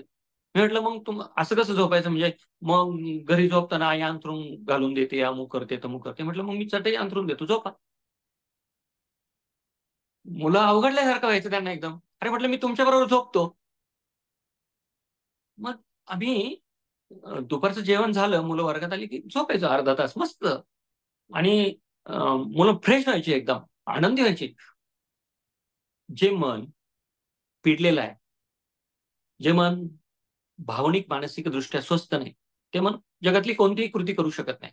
आणि मुलांच्या डोळ्यावर जर झोप येत असेल, आपण त्यांना सांगितलं की एकाला 1+1=2 आणि मग हे शिकायचंय पहिली दुसरीच्या वर्गातल्या, तर ते अशक्य गोष्ट आहे. त्याच्याविषयी मी बोलत नाही, जास्त तपशिलात जात नाही. पण मग असंच मी पाठ्यपुस्तकांच्या बाबतीत विचार करत होतो. म्हणजे साधारण ही 2010-11ची गोष्ट असेल, तेव्हा अभ्यासक्रम समितीमध्ये काम करत होतो. तर मग म्हटलं की वाचतही होतो खूप.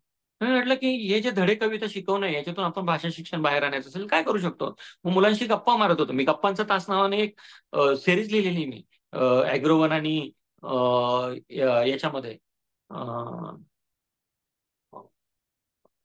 पालकनीती नावाचं एक मासिक निघतं, त्याच्यामध्ये गप्पांचा तास. म्हणजे मुलांशी गप्पा मारतो आणि वेगवेगळे खूप विषयांवर गप्पा मारतो. ज्या विषयांवर मी गप्पा मारल्या, माझ्या फेसबुकवर त्यातले भाऊसाहेब चासकर नावानं आहे किंवा तर तिथे मिळेल ते. तर ते लिहून काढलं मी. उदाहरणार्थ झोपेच्या तासाविषयी जसं मी आम्ही करत गेलो, मग मुलांना फार फ्रेश वाटायला लागलं. आणि मग मुलं रोजच म्हणायचे आता झोपायचं, आता नाही शिकवायचं. जी मुलं शाळा बुडवत होती त्यांना जर घरी जाऊन झोपतच होती दुपारी, तर शाळेतच झोपायला मिळत होतं 15-20 मिनिट. मला मुख्याध्यापक म्हणायचे की सर कोणी आलं तर. म्हटलं त्यांना मी काय सांगायचं ते सांगेल. तर म्हणजे पहिली दुसरीच्या मुलांना हे अमानुष आहे वागणं, की जे मुलं 4 तास 2 तास 2.5 तास शाळेमध्ये जातात आणि एकदम आली की सकाळी 10:30 पासून तर 5 वाजेपर्यंत त्यांनी मोठ्यांनी प्रौढ माणसांनी सांगायचं आणि त्यांनी ऐकायचं आणि मग सगळं फॉलो करायचं, असं नाही होत.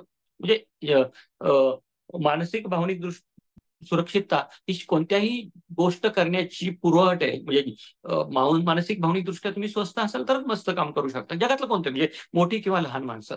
तर मग ते सगळं मी लिहून काढलं. तर तुम्ही तो एक आर्टिकल माझ्या फेसबुकवर सर्च केलं तर तुम्हाला मिळू शकतं.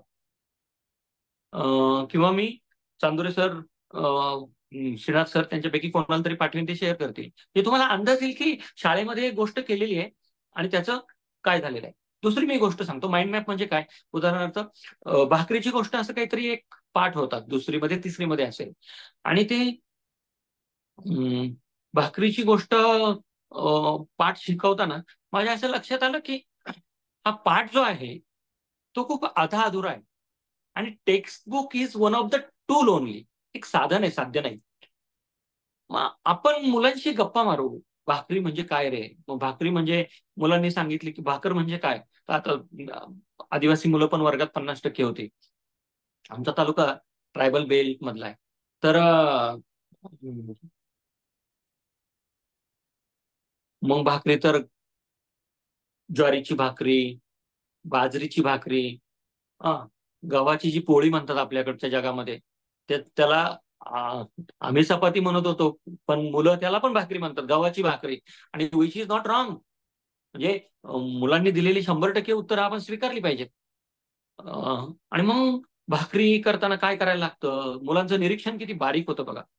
मग ते पीठ मळणं, मग त्यात पाणी ओतणं, मग ते काठवट किंवा परात, आणि मग ते मळून मळून घेणं, थापणं, तव्यावर टाकणं. आणि आईला फोड आला होता. म्हणजे मुलं बघा कशा नोंदी घेत असतात. मुलांना खूप काही कळतं. मुलं बुद्धिमान असतात. मुलं रिकामा घडा नाही, कोरी पाटी नाही, चिखलाचा गोळा नाही. काल कोठे गेली होती असं तुम्ही पहिलीतल्या मुलीला शाळा सुरू झाल्यानंतर 4थ्या दिवशी विचारून बघा, तर ती सांगते काल मी मामाच्या गावाला गेली होती. म्हणजे कर्ता कर्म क्रियापद व्यवस्थित भाषा कळलेली तिला. आपण काही चिखल म्हणून त्यांना आकार देत नाही. Teacher is real architect of the society वगैरे हे सांगायला ठीक आहे, परंतु अलीकडे मेंदू संशोधना आधारित जे सगळं झालेलं आहे, आणि हॉवर्ड गार्डनरनं मल्टिपल इंटेलिजन्सची थिअरी मांडली, आणि पुढे आपण ते आता बरंच घेऊन चाललेलो आहे. त्याच्या तपशिलात मी काय फार समजून जात नाही. पण मग मुलांशी गप्पा मारल्या. मग भाकरीचा आकार कसा आहे, वर्तुळ आहे बघा, गणित शिकलंय. मग बाजरी, गहू, ज्वारी, शेतात गेले मुलं, मग पेरणी, मग निंदणी, मग खुरप, त्याला पाऊस आला पाहिजे, पाणी मिळालं पाहिजे, काढणे आहे, कापणे आहे, मळणी आहे. बघा तुम्ही 2ऱ्या वर्गातली मुलं हे सगळं भूगोल, इतिहास. मग मागच्या वर्षी बाजरी आली नव्हती नीट, या वर्षी बाजरी चांगली आली, म्हणजे तो इतिहास आहे त्या शेतीचा स्थानिक. म्हणजे कुटुंबाचा इतिहास असतो, गावाचा इतिहास असतो, शाळेचा इतिहास असतो, हे सगळं म्हणजे हे सगळे विषय. आणि मग 100% मुलं बोलायला लागली. जे मुलं ज्याला मुलं मागे बसत होते, लाजरी होती, गुजरी होती, ती सगळे मुलं एखाद्या विषयावर, दिवाळी विषयावर माइंड मॅप सुरू केला तुम्ही की दिवाळी, फटाके, गोडधोड खाणं, नवे कपडे, मामाच्या घरी जाणं, जे घेतले नसतील घेतले असतील, हे सगळं येतं. तुम्ही करून बघा वर्गामध्ये. नवीन शैक्षणिक वर्ष सुरू होताना कोणत्याही वर्गात हे करून बघा, मराठीत करून बघा, इंग्रजीत करून बघा, हा माइंड मॅप. मग मुलांच्या मनाचा दरवाजा उघडून त्याच्यामध्ये आत शिरण्याचा एक मार्ग मला सापडला. त्याच्याविषयी मग मी माइंड मॅपवर एक लेख लिहिला. तर हे आपले प्रयोग जे आहे त्याच्याविषयी आपण थोडक्यात लिहायला शिकलं पाहिजे. मग फेसबुक असेल, व्हॉट्सअप असेल, पालकांचे ग्रुप असतील, बाकी समाजातले कोणतेही ग्रुप असतील, कारण आजचं जग आहे मीडिया सेंट्रिक जग आहे. मी तुम्हाला सांगतो, जेव्हा 2008-9च्या दरम्यान आपल्यावर खूप हल्ले झाले होते. हल्ले म्हणजे काय, कोणी येऊन तलवारीनं मुंडकं उडवलं नव्हतं, पण सरकारी शाळांमध्ये शिक्षक शिकवत नाही म्हणून गुणवत्ता नाही, अशा प्रकारची खाकाटी पिटायला सुरुवात झाली होती. शाळा आहे, शिक्षण नाही वगैरे असं. कोणीतरी 7 दिवसात 200 शाळा बघितल्या होत्या.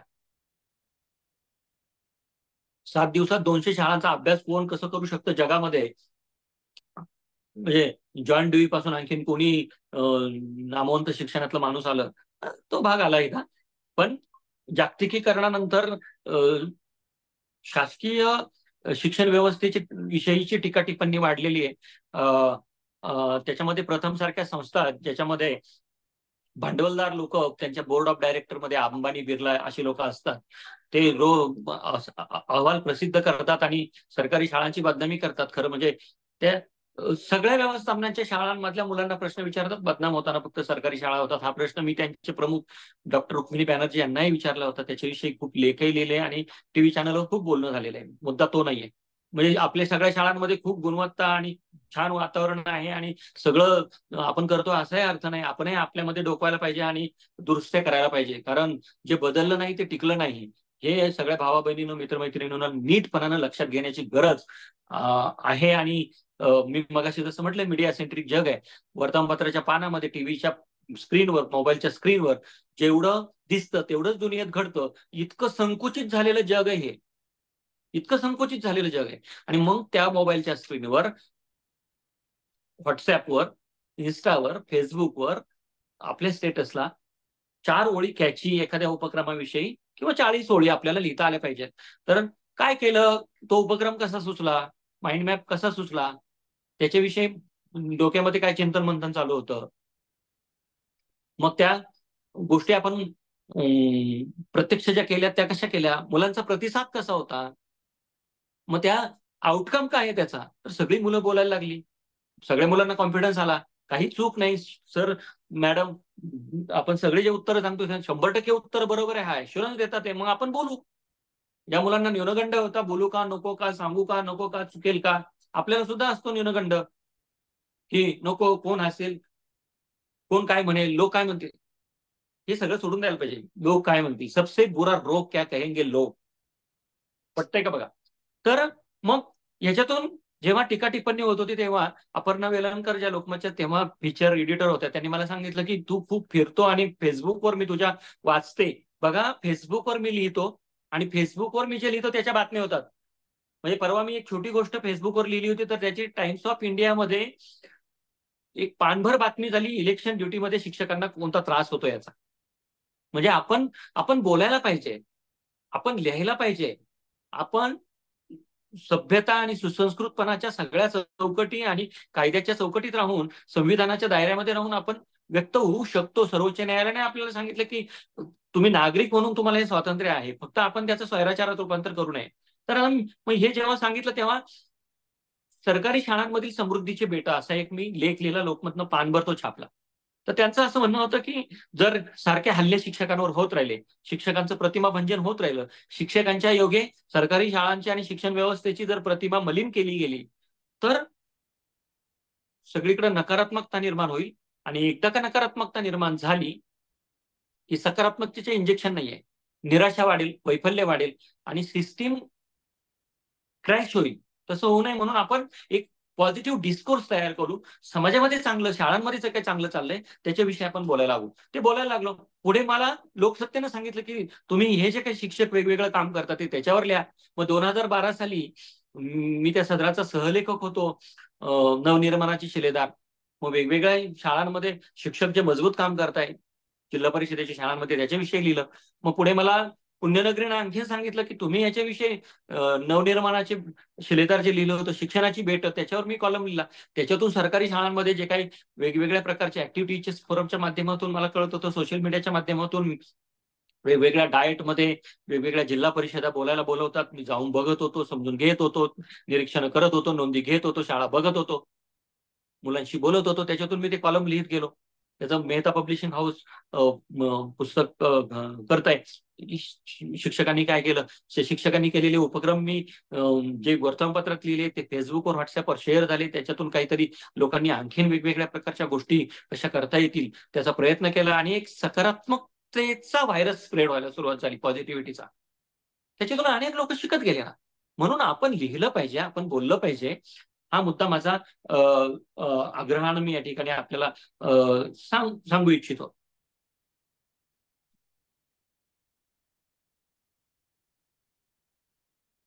तर मला असं वाटतं की वर्गामधले उपक्रम असतील, विद्यार्थी येऊन आपल्याशी बोलतात, विद्यार्थी त्यांना खूप सांगायचं असतं. आपला असा विश्वास आहे की विद्यार्थ्यांना फक्त कान आहे, विद्यार्थ्यांना तोंड पण असतं, विद्यार्थ्यांना मेंदू पण असतो, त्यांना पंचेंद्रिय असतात. जे शिक्षक विद्यार्थ्यांकडून समजून घेण्याची क्षमता बाळगतात ना, आम्ही जंगलात जायचो जंगल रिडिंगसाठी, किंवा इतिहास समजून घ्यायला आम्ही गड किल्ल्यांवर जायचो. म्हणजे ते नाही का विंदा करंदीकरांनी खूप छान सांगितलेलं आहे, इतिहासाचे अवजड ओझे डोईवर घेऊन ना नाचा, करा पदस्थल त्याचे आणि चढून त्यावर भाष्य वाचा. तर ते इतिहास इकडे शिकवण्यापेक्षा तिकडे पण जायला पाहिजे, गड किल्ले बघायला. आमच्याकडे तर 12 किल्ले आहेत. कधी तुम्ही इकडे आलात, अभ्यास लिहिला, तुम्ही गाईड म्हणून आपल्या सोबत आहे. मुद्दा माझा इतकाच आहे, आपण ज्या गोष्टी मुलांसोबत काम करतो, मुलं आपल्याला काही येऊन अनुभव सांगतात, प्रसंग सांगतात. एक साधी गोष्ट आहे बघा, तुम्हाला सांगतो. आम्ही जंगलात जायचो आणि एक मुलगी होती. ती जंगलात जाताना सतत माझ्या अवतीभोवती असायची. आणि ती म्हणजे 6वीत शिकत होती, 7वी पर्यंतची शाळा होती. बोलता बोलता सहजच ती एकदा असं म्हटले की सर, तुमच्यासारखा माझा बाप असायला पाहिजे होता. गोष्ट अत्यंत साधा प्रसंग आहे, मुलं अनेक गोष्टी आपल्याशी बोलतात, तसंच ती म्हणून गेली. पण तिनं ते जसं डोहामध्ये खडा टाकावा आणि त्या तरंग उमटत जावे असं माझ्या मनाच्या अंतरंगामध्ये तरंग उमटत गेले. मी म्हटलं, बाळा काय करतात तुझे पप्पा, कसे आहेत, शेती करतात काय? आणि मग बोलता बोलता कसं माहितीये का, सुईनं एखादी जखम टोकरली का आतमध्ये ठसठसणारा सगळा पस बाहेर येतो ना, ते बळबळ जखम बळबळ व्हायला लागते, तसं झालं. मग ते सहज तिने मला सांगितलं, ते दारू पितात, आईला त्रास देतात, तुम्ही किती प्रेमानं वागता, तुम्ही किती समजून घेता. आणि तिला तो म्हणजे तिला मग जवळ येऊन हात पण पकडायचा असायचा, तो स्पर्श पण करायचा असायचा. तुम्ही बघा, बऱ्याचदा शिक्षक, खास करून शिक्षकांच्या, म्हणजे मी शिक्षक पुरुषांना नाव नाही ठेवत, पण ज्या महिला शिक्षक आहेत त्यांच्या अवतीभोवती येऊन मुलं रेंगाळतात. त्यांच्या खांद्यावर कधी हात ठेवतील, त्यांच्या हातातला पेन घेतील, त्यांच्या हातातला मोबाईल जितक्या सहजतेने घेतील तेवढा पुरुष शिक्षकांच्या हातातला मोबाईल सहजतेने घेत नाही.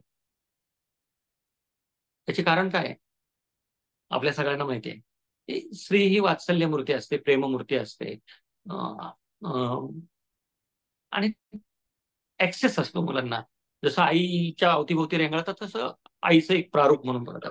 तर ही मुलगी माझ्याशी असं हा मातृत्व बरोबर आहे. तर अशी बोलू बघत होती, रेंगाळत होती. नंतर त्या तिघी चौघी आमच्या सोबतच जेवायला लागल्या. घरून काय ती जे आणायची, माझा डबा मी तिला द्यायचो, तिचा डबा. मग याच्यावर मी सर कोणीतरी आवाज येतोय, जरा मला माहित नाही, पण म्यूट करायला ते. तर थोडा मी समारोपाकडे येतोय, रसभंग होणार नाही याची काळजी घेऊ आपण. तर त्याच्यावर मी एक आर्टिकल लिहिलं होतं. बघा, गोष्ट छोटी आहे, पण त्याच्या पाठीमागे एक थॉट प्रोसेस आहे त्या मुलीच्या आणि माझ्या मनामध्ये. आमचा डायलॉग आहे, त्या डायलॉग मध्ये बिटवीन द लाईन्स आहे. ती काही गोष्टी सांगते, काही गोष्टी सांगत नाहीये. तुमच्यासारखाच बाप असायला पाहिजे होता, असा लेख मी लिहिला. भावनेचा जो ओलावा आहे त्याच्यातून चिंब भिजलेला तो लेख होता. मला त्रास पण झाला होता थोडासा त्याचा. जरा होतो येतात पापणी खाली अश्रू, काय फक्त स्त्रियांचेच असतात असं नाही. पण इतकं आपण मुलांशी एकरूप झालं की मुलं आपल्याशी बोलायला लागतात आणि मग अशा लेखनाचा जन्म होतो. तर ती मुलगी असं का म्हणते? मग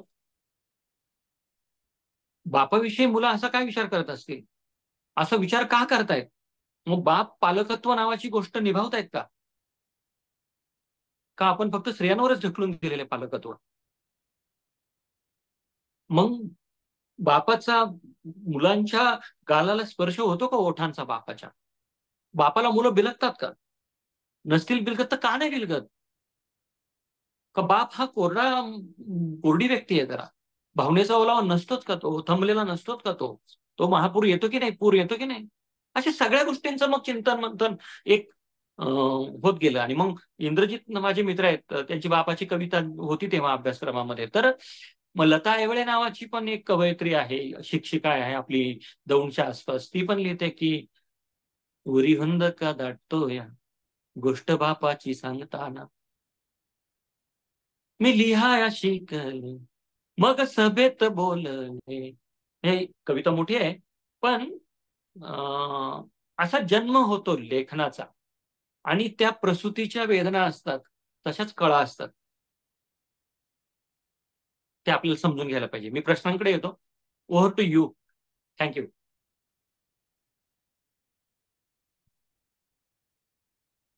खूप खूप सुंदर विवेचन सर. थँक्यू. आपल्या जोडलेल्या सदस्यांपैकी सरांना कोणाला काही प्रश्न विचारायचे असेल तर कृपया तुम्ही विचारू शकता.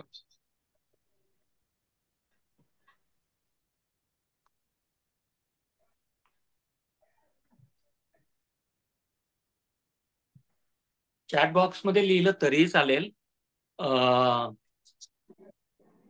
तुम्ही सगळ्यांनी खूप कौतुक केलं, त्याबद्दल धन्यवाद. चॅट बॉक्स मध्ये प्रश्न लिहिले तरी चालतील.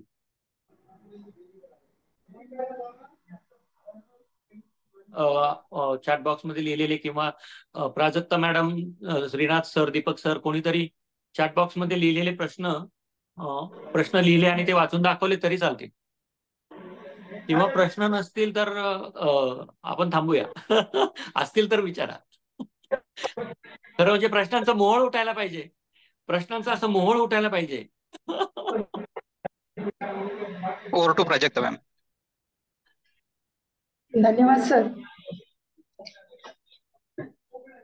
अतिशय सुंदर असं मार्गदर्शन तुमचं होतं आणि याबद्दलचे अभिप्राय आपल्या चॅट बॉक्स मध्ये आपल्याला दिसूनही आले. मी बोलता वाचत होतो आणि मला छान वाटत होतं. हो, हो. थँक्यू. थँक्यू एक एव्हरीवन. प्रश्न होता सर, एवढं पुस्तकं तुम्ही कधी वाचता? मी त्याच्याविषयी गेलो नाही खरं म्हणजे खोलामध्ये. माझं 18 वर्ष आयुष्य जे आहे पाण्याखालून, म्हणजे पुलाखालून, सॉरी, पाणी वाहत जातं असं वाहून गेलेलं आहे.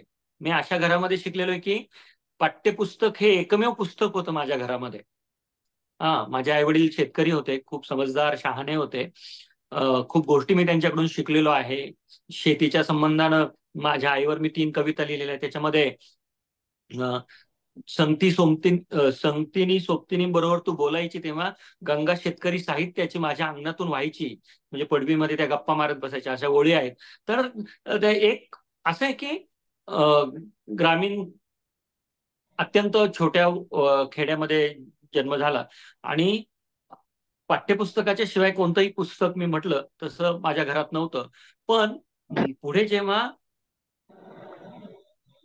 मी 11वीत नापास झालो, 11वी सायन्सला संगमनेरला मला पाठवलं होतं आणि मी फिजिक्स, केमिस्ट्री, बायोलॉजी अशा 3 विषयात नापास झालो. गणित असतं तर 4 विषयात नापास झालो असतो. गणितात मला 36चा होता. मी हे याच्यासाठी सांगतोय की फार वेगळ्या प्रकारची काहीतरी बुद्धिमत्ता लागते लिहिण्यासाठी असं नसतं. तर सामान्य विद्यार्थी होतो मी.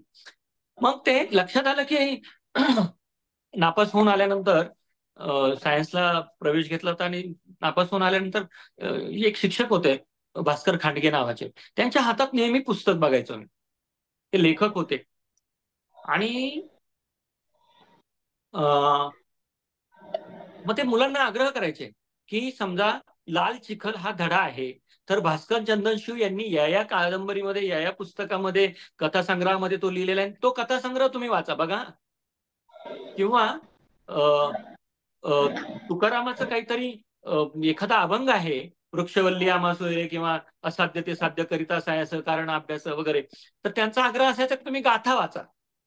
मग लायब्ररीमध्ये जायला लागलो, मग वाचायला लागलो, आवड निर्माण झाली. तर तुम्हाला सांगू का प्राजक्ता मॅडम, तुम्ही असं म्हटलात की जरा थोडे लांब केस राखायची मला सवय होती तेव्हा. तर घरात लाईट नव्हतं आणि मी ययाती वाचत होतो तेव्हा तो काचेच्या याच्यामध्ये बाटलीमध्ये रॉकेल म्हणजे केरोसिन भरून त्याची वात, तर त्या वातीवर माझी नकळत मान पुढे वाचता वाचता गेली आणि केस जळाले तरी भान नव्हतं मला राहिलेलं इतकं. मग आई उठली, काय जळालं? तर मग पुढे 12वी नंतर आवाज येतोय का मध्ये? काहीतरी डिस्टर्ब होत आहे, प्लीज होस्ट म्यूट करा. तर मग 12वी नंतर मी डीएड ला गेलो. तर डीएड ला गेल्यानंतर माझे एक शिक्षक होते भालचंद्र घारे नावाचे. ते लेखक होते, म्हणजे त्यांची शैक्षणिक मानसशास्त्र वगैरे त्यांचे पुस्तकं आले नंतर. तर त्यांच्या सांगण्यावरून मी लोकसत्तेमध्ये प्रूफ रिडिंग करणं म्हणजे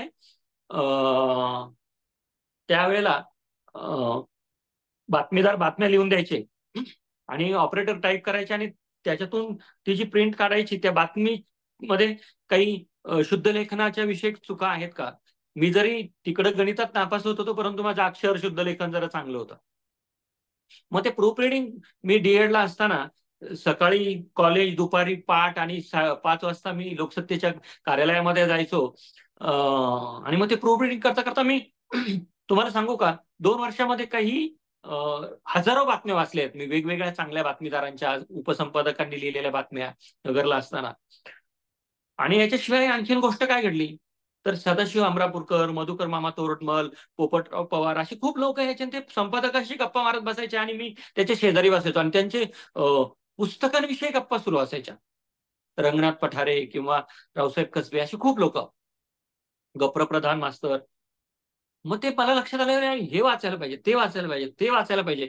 मग मी वाचनाला जायचो, वाचायला सुरुवात केली. म्हणजे तुम्हाला मी सांगतो की हे सगळं करता करता म्हणजे मी नापास होणारा विद्यार्थी इकडे वाचत बसलो. मला लिहिण्याची शैली जरा अवगत झाली. मी डीएडला पण 2 वर्ष पहिला आलो, परंतु स्वतंत्र लेखन पण करायला तिथे शिकलो. मी लोकसत्तेमध्ये असताना लोकमानस नावाचा त्यांचा वाचकांचा पत्रव्यवहार जो आहे, त्याच्यामध्ये स्फोट लेखनापासून सुरुवात झाली. नंतर बातमीदार म्हणून काम केलं, नंतर लेखन करायला लागलो. तर किंवा आता तुम्हाला मी एक गंमत म्हणून सांगू का, मी हे असंही बोलू शकलो असतो, परंतु तुमच्याशी बोलायचंय तर मी 4 पुस्तकं चाळली, नोट्स काढल्या, 2 पानं माझ्या समोर होती. म्हणजे ते अभ्यासोनी प्रगटावे याला पर्याय नाही आहे. आणि आता सुद्धा जेव्हा कुठेही बोलायचं असतं तेव्हा 4 पुस्तकं चाळल्याशिवाय, पानावर 4 ओळी लिहिल्याशिवाय मी नाही. आणि आता प्रासंगिक झालंय वाचन, आता जास्त शैक्षणिक वाचन करतो. म्हणजे कथा, कादंबऱ्या, प्रवास वर्णन जरा या बाबतीतलं वाचन कमी होऊन आता ते जरा शैक्षणिक अकॅडमिक झालंय थोडंसं जरा. Thank you. Over to you. Sir, एक चॅट बॉक्स मध्ये प्रश्न आलेला होता की मुलांना लिहितं करताना त्याची सुरुवात गोष्टीपासून करावी की निबंधापासून करावी. मुलांना लिहितं करण्याची सुरुवात खरं म्हणजे गप्पा मारण्यापासून करावी. कागदावर जे लिहिणं आहे ते लिहिणं आहे. कारण काय झालंय, लिखित शब्दाला खूप महत्व जगभर सगळीकडे दिलेलं आहे. कारण एकतर ज्या वेळेला गटेनबर्गनं जर्मनीमध्ये छापखान्याचा शोध लावला 1435च्या आसपास, तेव्हा पहिलं बायबल नावाचं पुस्तक छापलं आणि मग ते ग्रंथ छापायला सुरुवात झाली आणि मग ते आपण लिखित शब्दाला महत्व, तो आणखीन स्वतंत्र विषय आहे खरं म्हणजे, खूप शिरत नाही तपशिलात. पण आपण आधी मुलांना बोलतं करायला पाहिजे. आणि मुलं जे साधं सोपं सरळ सुटसुटीत बोलतात, मग आता ही लिहून काढ बरं, मग याची गोष्ट लिही बरं, मग चित्र आणि गोष्ट लिही बरं, कशी होती बघ बरं. अगं मग हे असं तू सांगितलं होतं ते आलं नाही ना तो मुद्दा याच्यात. अच्छा हा विसरलेच ते, मग मग ते याच्यामध्ये घाल बरं, मग परत लिही बरं. असं असं जर आपण करत गेलो आणि मुलांना असं गद्यावर असं लिहितात तू ना नाही सुधारणार, असं नाही तर मुलांचा हुरूप वाढवायला पाहिजे. हे लिहिलं ना, अजून हे राहिलं बघ बरं, अजून ते राहिलं बघ बरं, मग आता हे असं, हा हे भारी झालं, तुझ्या एवढा मी होतो तेव्हा मला हे पण जमत नव्हतं. असं करत करत आधी आधी काय आहे, कोणतीही गोष्ट कशी असते, आधी माणूस चर्चा, विचार, मंथन आणि मग कृतीकडे येतं ना. तर डायरेक्ट लिहायला न सांगता गप्पा मारायला पाहिजे मुलांशी, खूप मोकळ्या गप्पा. उदाहरण सांगतो, सर सर सर आमच्या मावशीला आहे ना दुसरी पण पोरगीच झाली बघा. म्हणजे माझ्या वर्गात घडलेली गोष्ट आहे, दुसरी पण पोरगीच झाली. आता तिसरीतली मुलगी म्हणते दुसरी पण पोरगीच झाली, म्हणजे बघा हे कुठून आलंय, हे समाजातून आलंय, वडिलांकडून आलंय, आजीकडून आलेलं असणार आहे काहीतरी. मी म्हटलं का ग, पोरगी होणं काय वाईट असतं काय? पण मग आता आधीची पोरगीच होती, दुसरी पोरगीच झाली, आणि त्यांनी बारस बिरस करायचं होतं पोरग झाल्यावर, मूल झाल्यावर अमुक तमुक. मग गप्पा सुरू झाल्या. त्या वर्षी आम्ही मुलींना लिहितं केलं आणि 8 मार्चला मी एक लेख लिहिलेला आहे, सांगा कसं शिकायचं, मुलींचं जगणं कसं कठीण आहे, कसं घरातलं काम सगळं करून 2-2 ड्युट्या करायच्या, घरात पण मुलींना काम करायला लागतं आणि इकडे पण काम करायला लागतं शाळेमध्ये येऊन पण. तर त्याच्याविषयी लिहित असताना खूप गप्पा मारल्या होत्या आम्ही. खरं म्हणजे शिक्षकांनी वाचलेल्या पुस्तकांविषयी बोलायला पाहिजे मुलांशी, शिक्षकांनी स्वतः लिहिलेल्या गोष्टींविषयी बोलायला पाहिजे, शिक्षकांनी मुलांशी गप्पा मारायला पाहिजे आणि मग हळूहळू लिहितं करायला पाहिजे. काय एकदम आपण जे लिहिण्याकडे येतो त्याचं कारण असं आहे की परीक्षेमध्ये लिहिणंच आहे आपल्या, बोलणं, व्यक्त होणं, अनुभवांचं शेअरिंग करणं हे नाहीये ना. वर्गामध्ये रसरशीत आंतरक्रिया असायला पाहिजे. म्हणजे भाषा शिक्षण म्हणजे मुलांना चांगलं ऐकवलं पाहिजे, वाचलेलं सांगितलं पाहिजे, वाचायला दिलं पाहिजे. तुमचा विश्वास असतो का बघा, 200, 250 पुस्तकं माझ्या वर्गातल्या 40% विद्यार्थ्यांनी वाचलेले 7वी पर्यंत. हा वर्ग दुसऱ्या वर्गापासून माझ्याकडे होता. तर मुलांना वाचायला पण दिलं पाहिजे, छोट्या छोट्या गोष्टी मुलांशी बोलल्या पण पाहिजे, आणि मग मुलांना लिहायला सांगितलं पाहिजे. आणि ते लिहिलं की ते त्याच्यावर काही शेरा न मारता ते विकसित करायला पाहिजे. Over to you.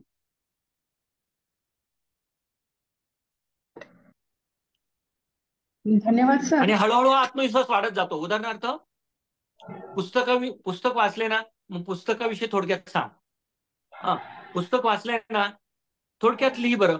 मग मुलं काय लिहितात की हे पुस्तकाचं मुखपृष्ठ असं होतं, याची किंमत अशी आहे, हे ह्या प्रकाशन संस्थेचं आहे, आणि ते वाचून मला अगदी 4 ओळीतच संपवून टाकतात. मग मी काय अशा वेळेला करतो, इतर मुलांना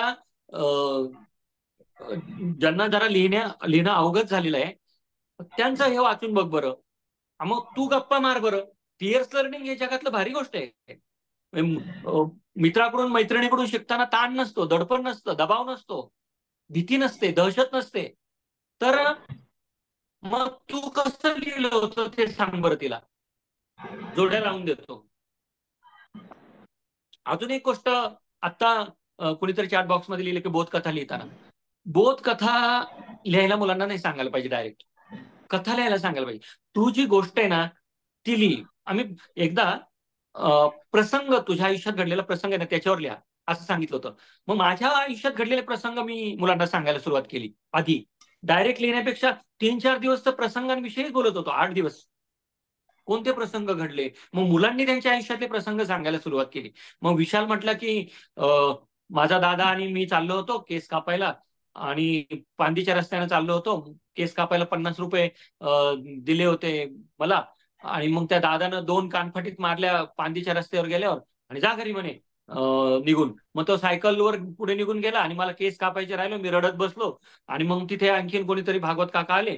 त्यांनी मला घरी आणलं आणि मग घरच्यांना मी हे सगळं सांगितलं आणि त्या दोन्ही घरच्यांचं भांडण झालं. मग त्यानं 50 रुपये घेतले मी सांगितलं होतं, तर मग घरच्यांच्या घरच्यांनी 50 रुपये मला दिले. बघा हा प्रसंग आहे का नाही. याच्यामध्ये फार मोठं मूल्य सामावलेलं आहे.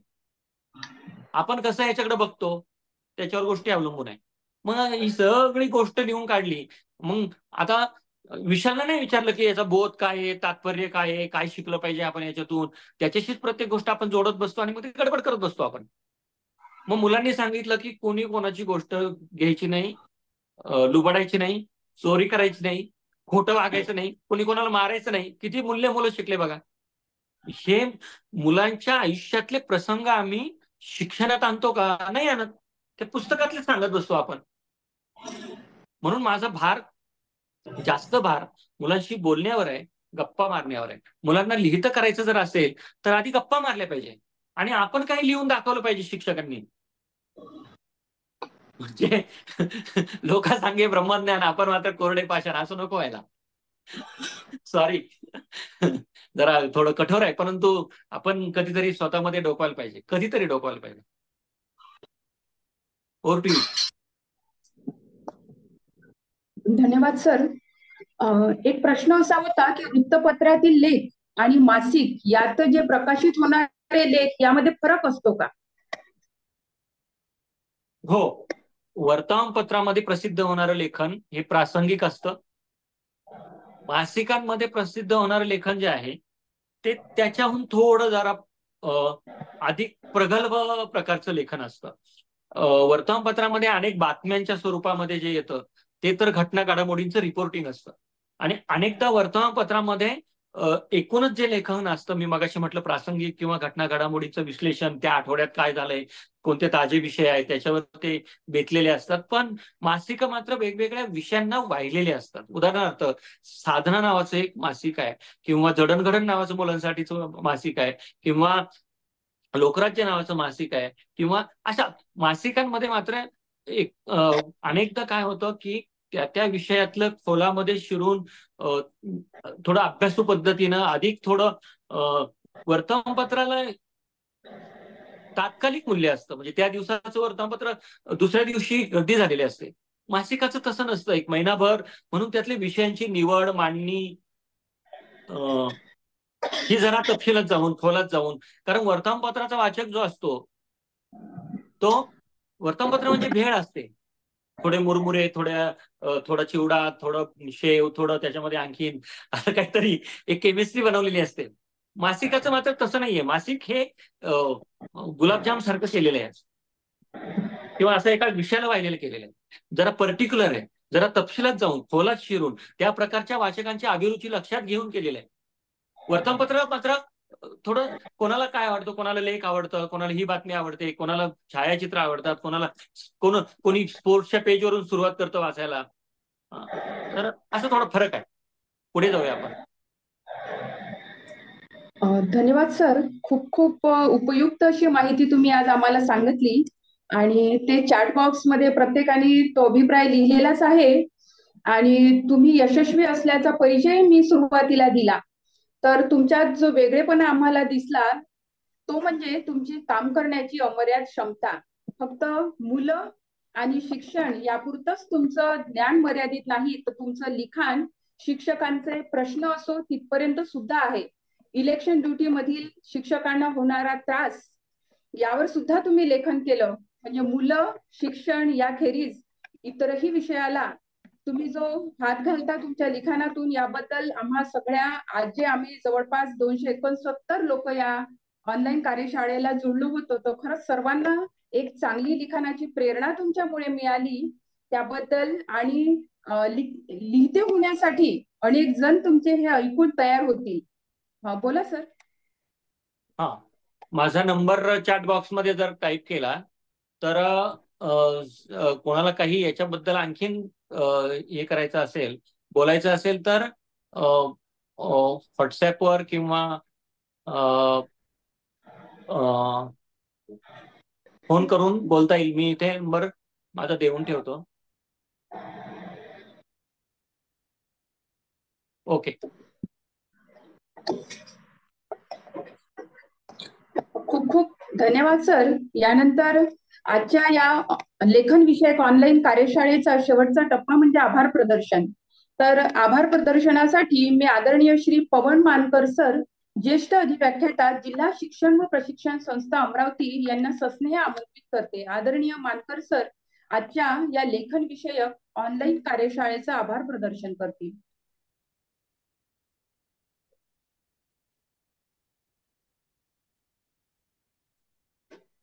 थँक्यू.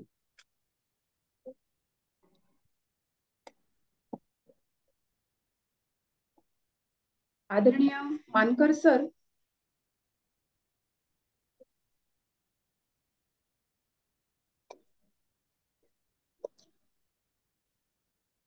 वानखडे सर, मानकर सरांचा आवाज नाही येत आहे.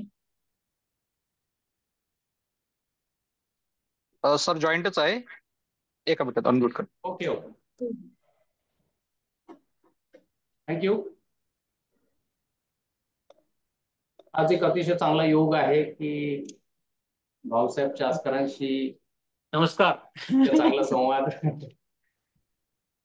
सर्वांशी साधता आला आणि अमरावती जिल्ह्यातील शिक्षक क्षेत्रामध्ये काम करणारी जी सगळी मंडळी आहे त्यांच्यासोबतचा हा एक संवाद अतिशय संस्मरणीय आहे असं म्हणता येईल. सोबतच एक छोटासा आमचा जो उद्देश होता डाएटचा तो म्हणजे फार फार छोटासा उद्देश होता या एकंदर या व्याख्यानमालेला सुरुवात करण्याच्या मागे. तो म्हणजे जेव्हा आम्ही शिक्षकांना बेस्ट प्रॅक्टिसेस मागतो की तुम्ही काय छान काम करताय थोडंसं लिहून पाठवा आमच्याकडे.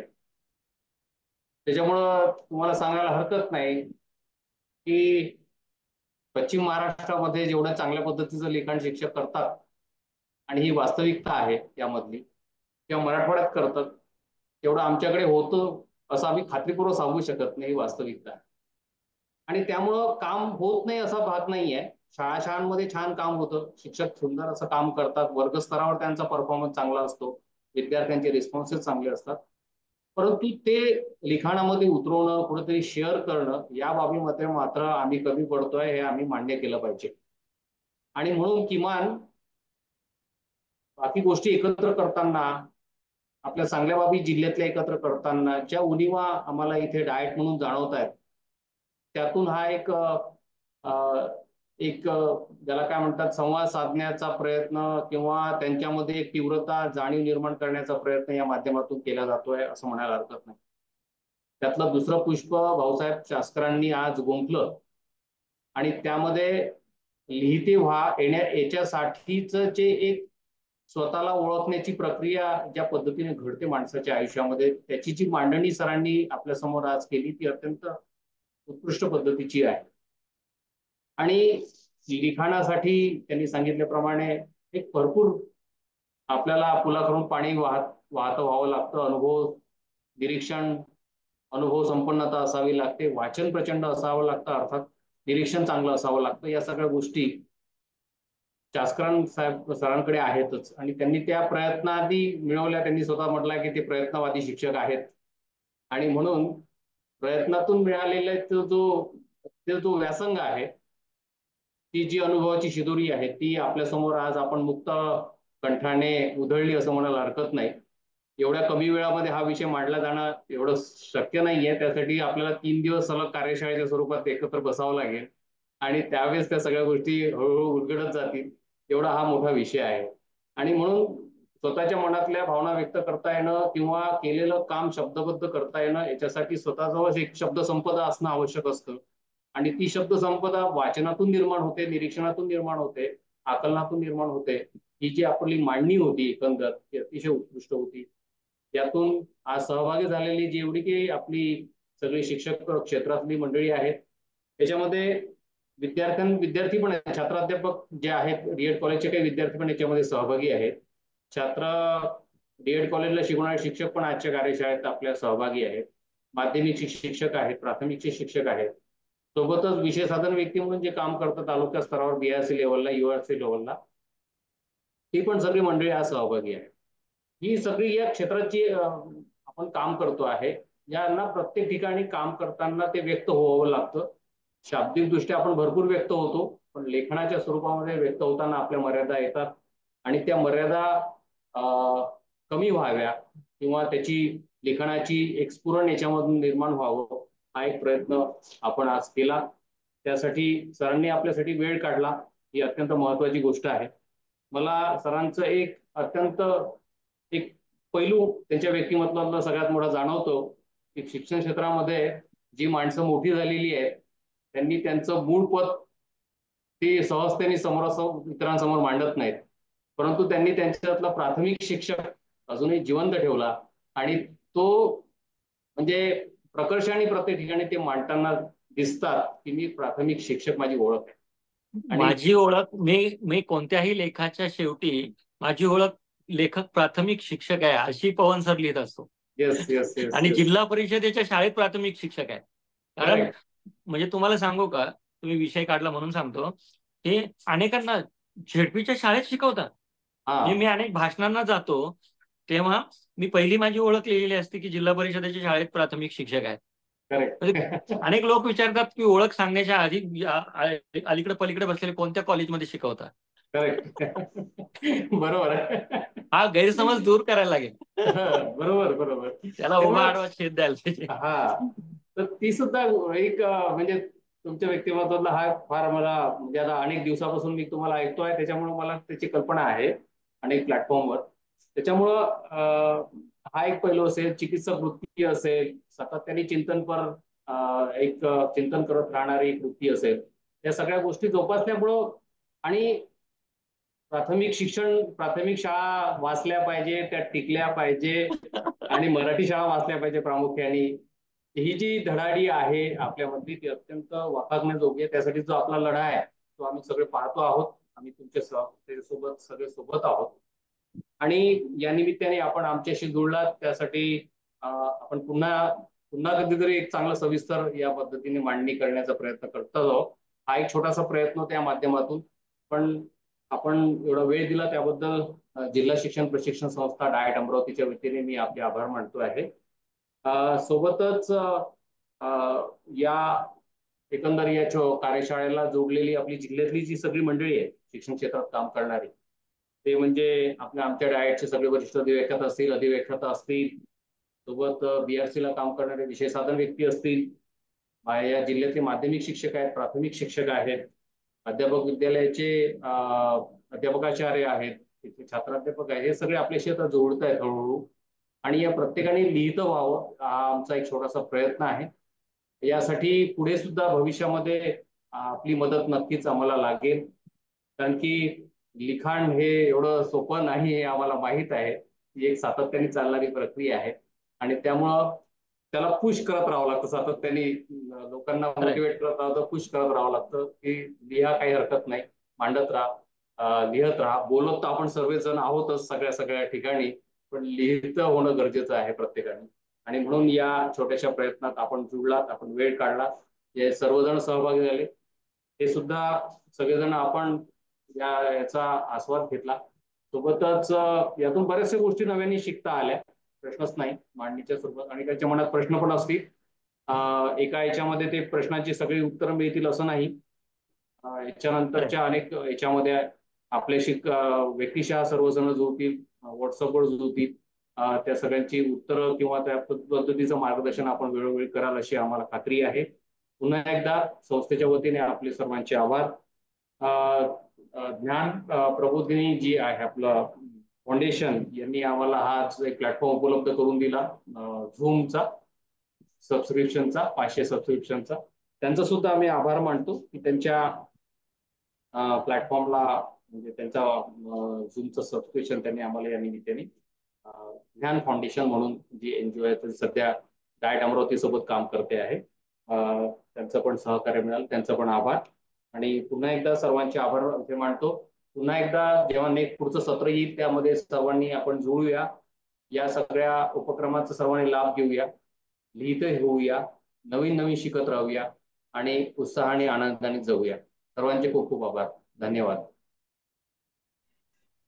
थँक्यू पवन सर. बऱ्याच दिवसानंतर अशी भेट झाली तुमची पण. बालेवाडीला होतो सोबत आपण. चला, थँक्यू एव्हरीवन. छान वाटलं मला. One step is enough for me, असं गांधी नेहमी म्हणायचे. एक पाऊल त्या दिशेने टाकूयात. चला. धन्यवाद सर. धन्यवाद सर. लेखन विषयक आजची जे द्वितीय पुष्प होतं ते इथे संपलेलं आहे, पण पुन्हा नवीन शिकण्यासाठी तृतीय पुष्प आपण पुन्हा घेऊन येणार आहोत पुढील शुक्रवारी दिनांक 31 मे 2024 रोजी. तोपर्यंत सर्वांना नमस्कार. यानंतर काही सूचना असतील तर वानखडे सर देतील.